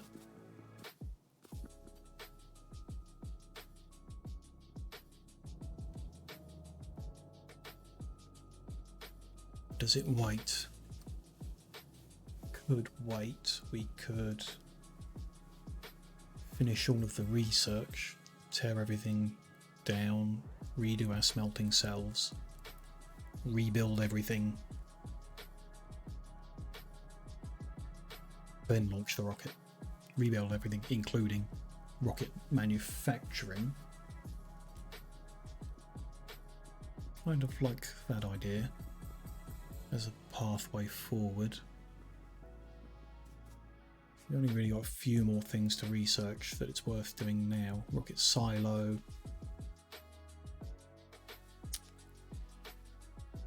Don't need any military stuff. Don't need upgraded power armor really.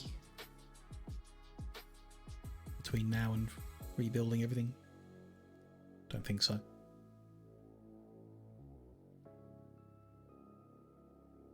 We should research for space science pack. Because when we rebuild, we'll want a satellite production line. So we should research that one.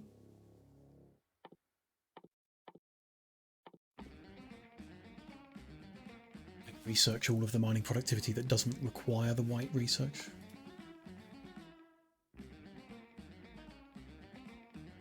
Likely the same with inserter capacity and train braking force. Portable fusion reactor. Coastal Roboport Mark II. Those things would be nice to have, I guess. Okay. We'll do all the ones that are non-military, that don't require white science packs. Then I'm tearing all this down. Use the resources we're currently manufacturing to produce what we need to extend southwards, and the rail line and stuff like that. Make that upgraded armour out of the blue bits here.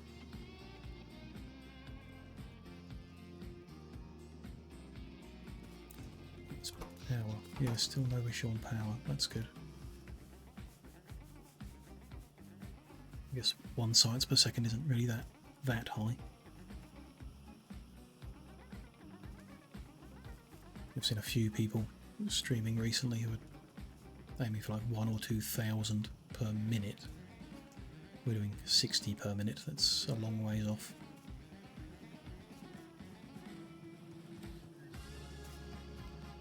There's now no backlog of low density structures, so I feel like our science is about to slow down a bit. Find that likely. Could convert those explosives into cliff explosives. Do I need to do that? There they are. Empty barrels and grenades. 808. So we want 80. Oh, the 8 isn't enough to do anything. 80 grenades and 80 barrels. Need to pick up some steel, I guess, which do. We can make 80 barrels.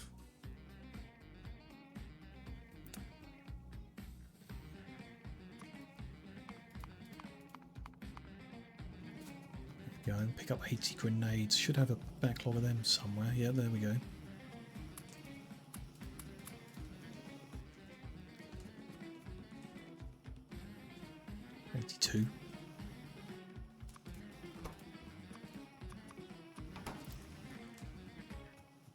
Okay, so once those barrels are done, we'll be able to create cliff explosives. 80 won't last us long. We might want to clear these cliffs out to make room for a train station. We will want to clear those out for the power generation, though it's pretty good at the moment. Not sure 80 will clear that out at all. When we've got them, we'll start.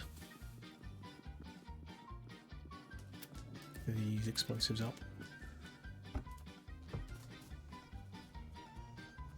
Grab whatever landfill we've managed to stock up on as well.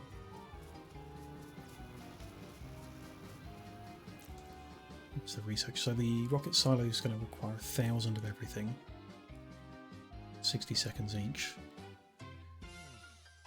We'll do that one, which is same amount of time. That one's faster. And then, yeah, a few little ones. Okay. some more miners that have finished their patches.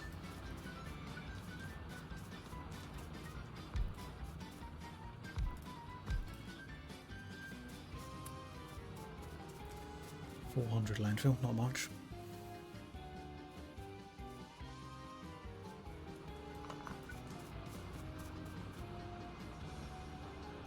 I think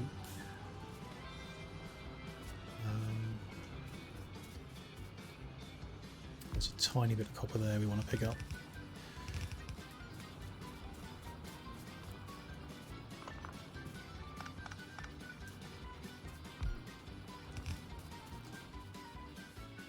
Something.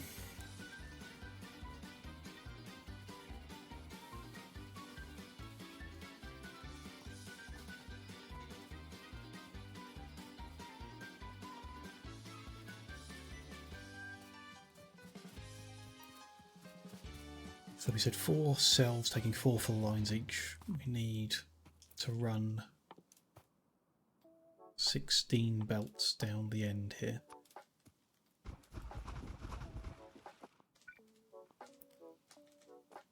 With a gap to turn them and go under, so 1, 2, 3, 4. And I think, yeah, that's pretty good. So there's a post and then 4 with a gap in between.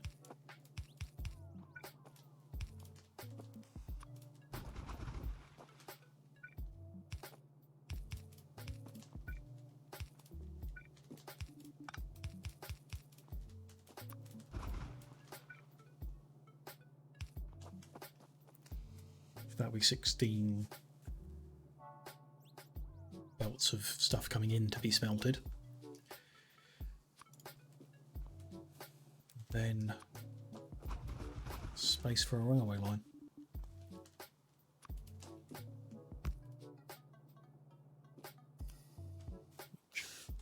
Gap's 1. That's 2 wide, okay. There's that one, that one, that one.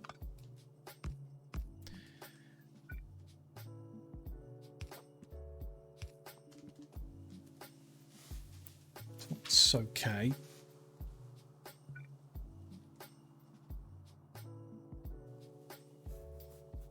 It needs to put the rail central. Is not an option. These rails operate on the 2 grid instead of the single.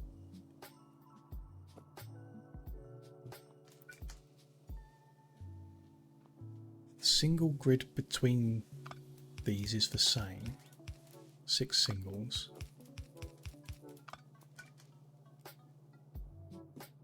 This one we fit in line with the 2, but on this one we don't. Ah, because the post is what's moving us off that grid, so you can't get it symmetrical no matter what I do. Let's assume we want a bit of space away, even just for safety between those things. That's the first available, and that's where the second one will go.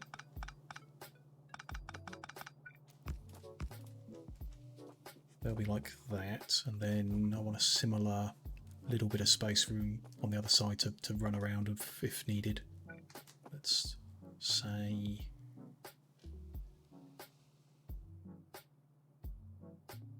similar, probably. Actually, probably put too much landfill in at that point.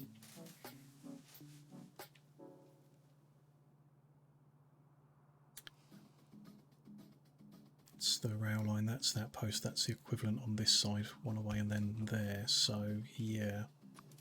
Oops. That's probably where I'd want to finish.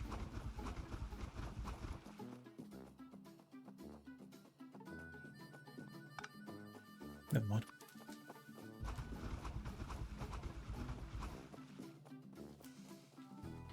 Okay, it's all spaced out now, at least we can see where the next stages are going to be built.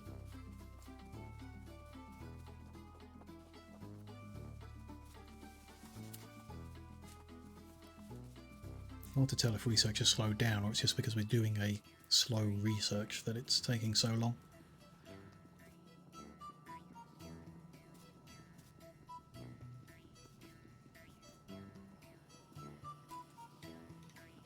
force half of the machines to stop if there's a balancing issue, if we're getting more of one colour than the others. So yeah, most of the labs are not running because they've not got purple.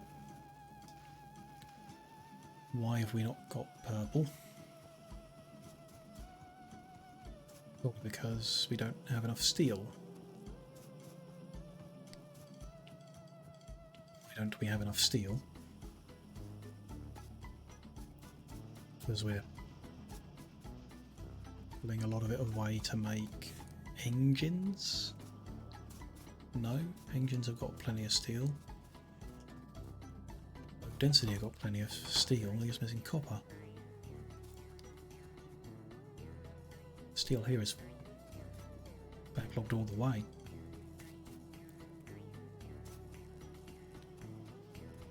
It's just a steel throughput problem, production problem, but only 5 machines are not running at the moment. A couple extras. That's down to a shortage of iron ore coming in to that cell.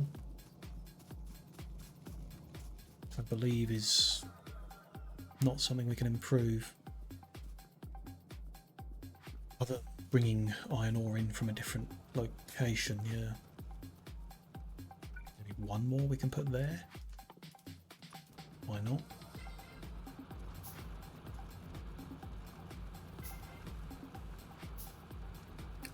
Those weird little ones around the edges run out of... oh, that one's run out. It slows things down. Speed up by researching mining productivity. And we do that next.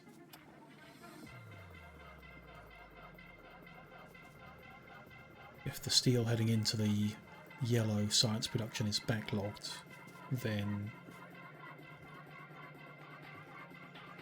everything we're making is going to the purple.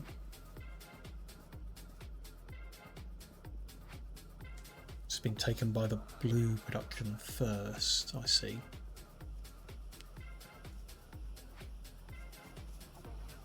So if the blue production backlogs,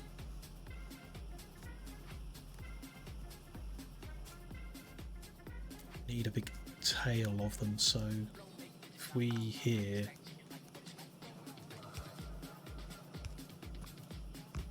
keep them all on one half of the belt, when it backlogs to the splitter it puts them on the other half.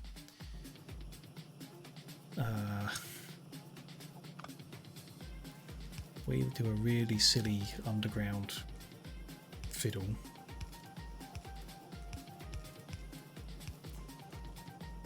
We can backlog the blue quicker.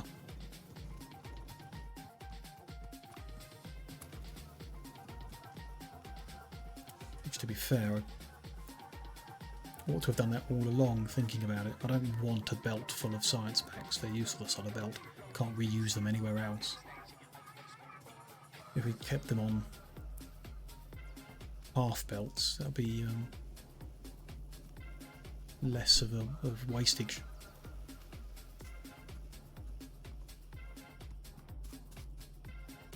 Oh well, lesson learned. Next time I start all over again, we'll do it differently.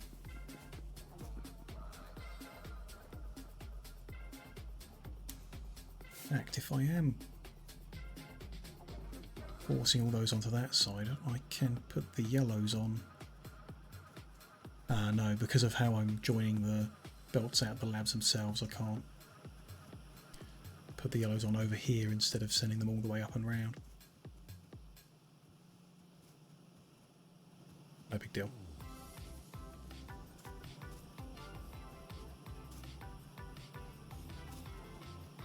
Oh, I've misread those lines. Not done any damage, but it's not the blue that's stealing the steel, it's the rail, which is used in the purple.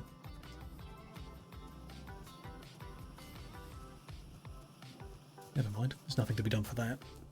They need, if I take all that steel and give it to the furnaces instead, then we'll just run out of rail to make purples. I could take surplus iron and turn it into steel. So this iron line is full all the way to the end. So it would be an option to take this off the end here and run it into a new steel smelting area. Doesn't seem worth it. Though I could just run it over the road here and fill in this belt to make it full. That is less crazy. I'll use one of our spare red undergrounds to go all the way in one.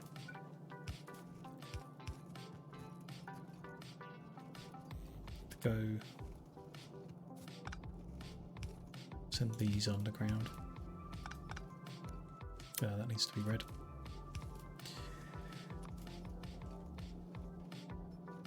To join using a splitter. It's to use a bit of circuitry, don't I, to prioritise.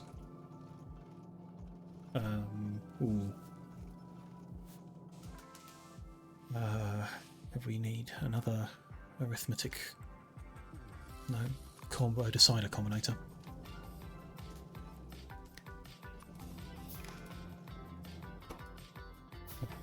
Don't want to join them like that. Put the decider in up there. Like that. So this one is reading.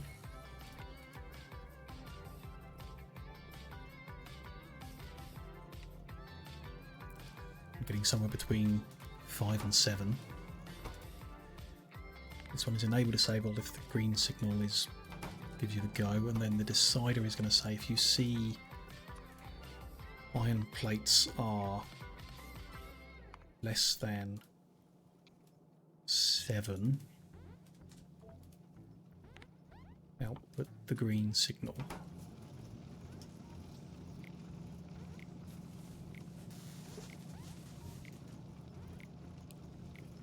I've caused a backlog, it's just going to take some time to work through, I guess. Gets to that patch, it should release. No.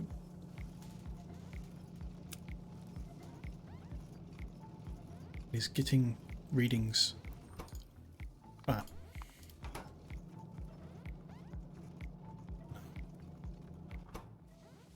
The number that you get is, less. The number of iron plates it sees is less than 7. So sometimes we're getting like 4s and 5s. Give us a green 1. If you get a green 1, there we go. That was the crocodile that was facing the wrong way.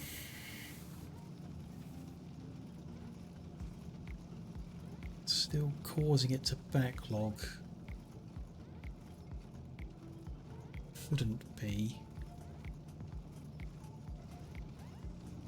Backlogs to gets to 7, releases it. Yeah.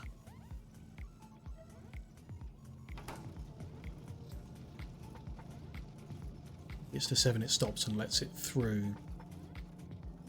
But then it's immediately not 7. As soon as it moves, it's not 7. Why don't we try 5? Then it actually has to drop more than just moving around the corner. Like there. Yeah, that's better. When it moves, it does still push them back a little bit, but then it stops the feed line more. Okay, that should fill in and make sure all of those are smelting steel. It won't make much of a difference, but it's something. I'm vaguely inclined to leave this running off stream just to get the research done, because until it's done, I'm not really doing much. That's okay, that's fine. You know, I'm not. This isn't a stream full of activity and excitement, it's just chill out and let the research run. till he gets further and then start working on the next few things. There's no rush. I am going to disable some of these. It is pointless trying to run more than we know we can. It's half it.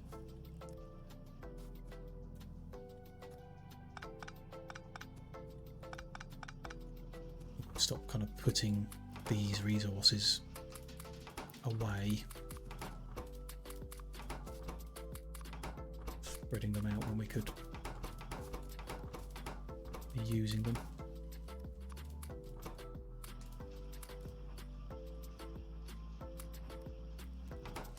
Set that cliff explosives being handcrafted.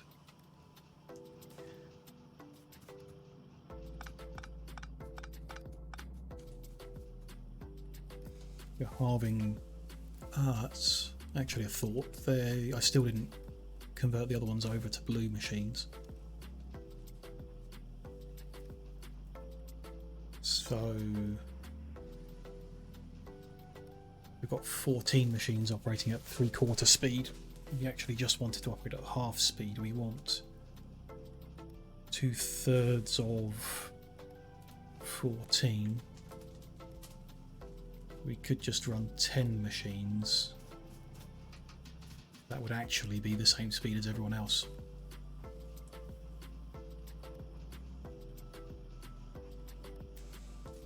We can reconnect 3 more if we find that we're running a shortage of yellow. We do not have a shortage of yellow sites at the moment. We have a shortage of pink, purple, whatever it is.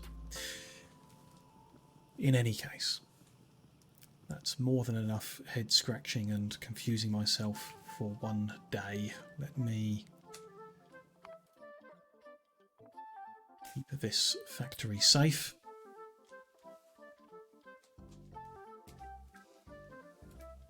That is the end time of today's stream. 6 o'clock GMT now. I am exhausted from mumbling numbers all day long, but it's good fun. Still, despite all that, managed to get the yellow science up and running today, which was a lot of work, but it's done. Worked my way through some of the plans on what we're going to do next, what the kind of mid-term objectives are, how we're going to rearrange things after the core science is done to improve the layout, stuff like that. So thank you very much for joining me today to watch this, especially if you've been here live, but also thank you if you're catching this later on, either in the VODs or on YouTube when it ends up there. Appreciate every watch, appreciate all the support that I've had so far and keep receiving from everyone, so thank you very much, genuinely. Factorio will be back on Sunday. Hi Alizara, just in time for the end. Yes, Factorio will be back Sunday at 6 PM GMT.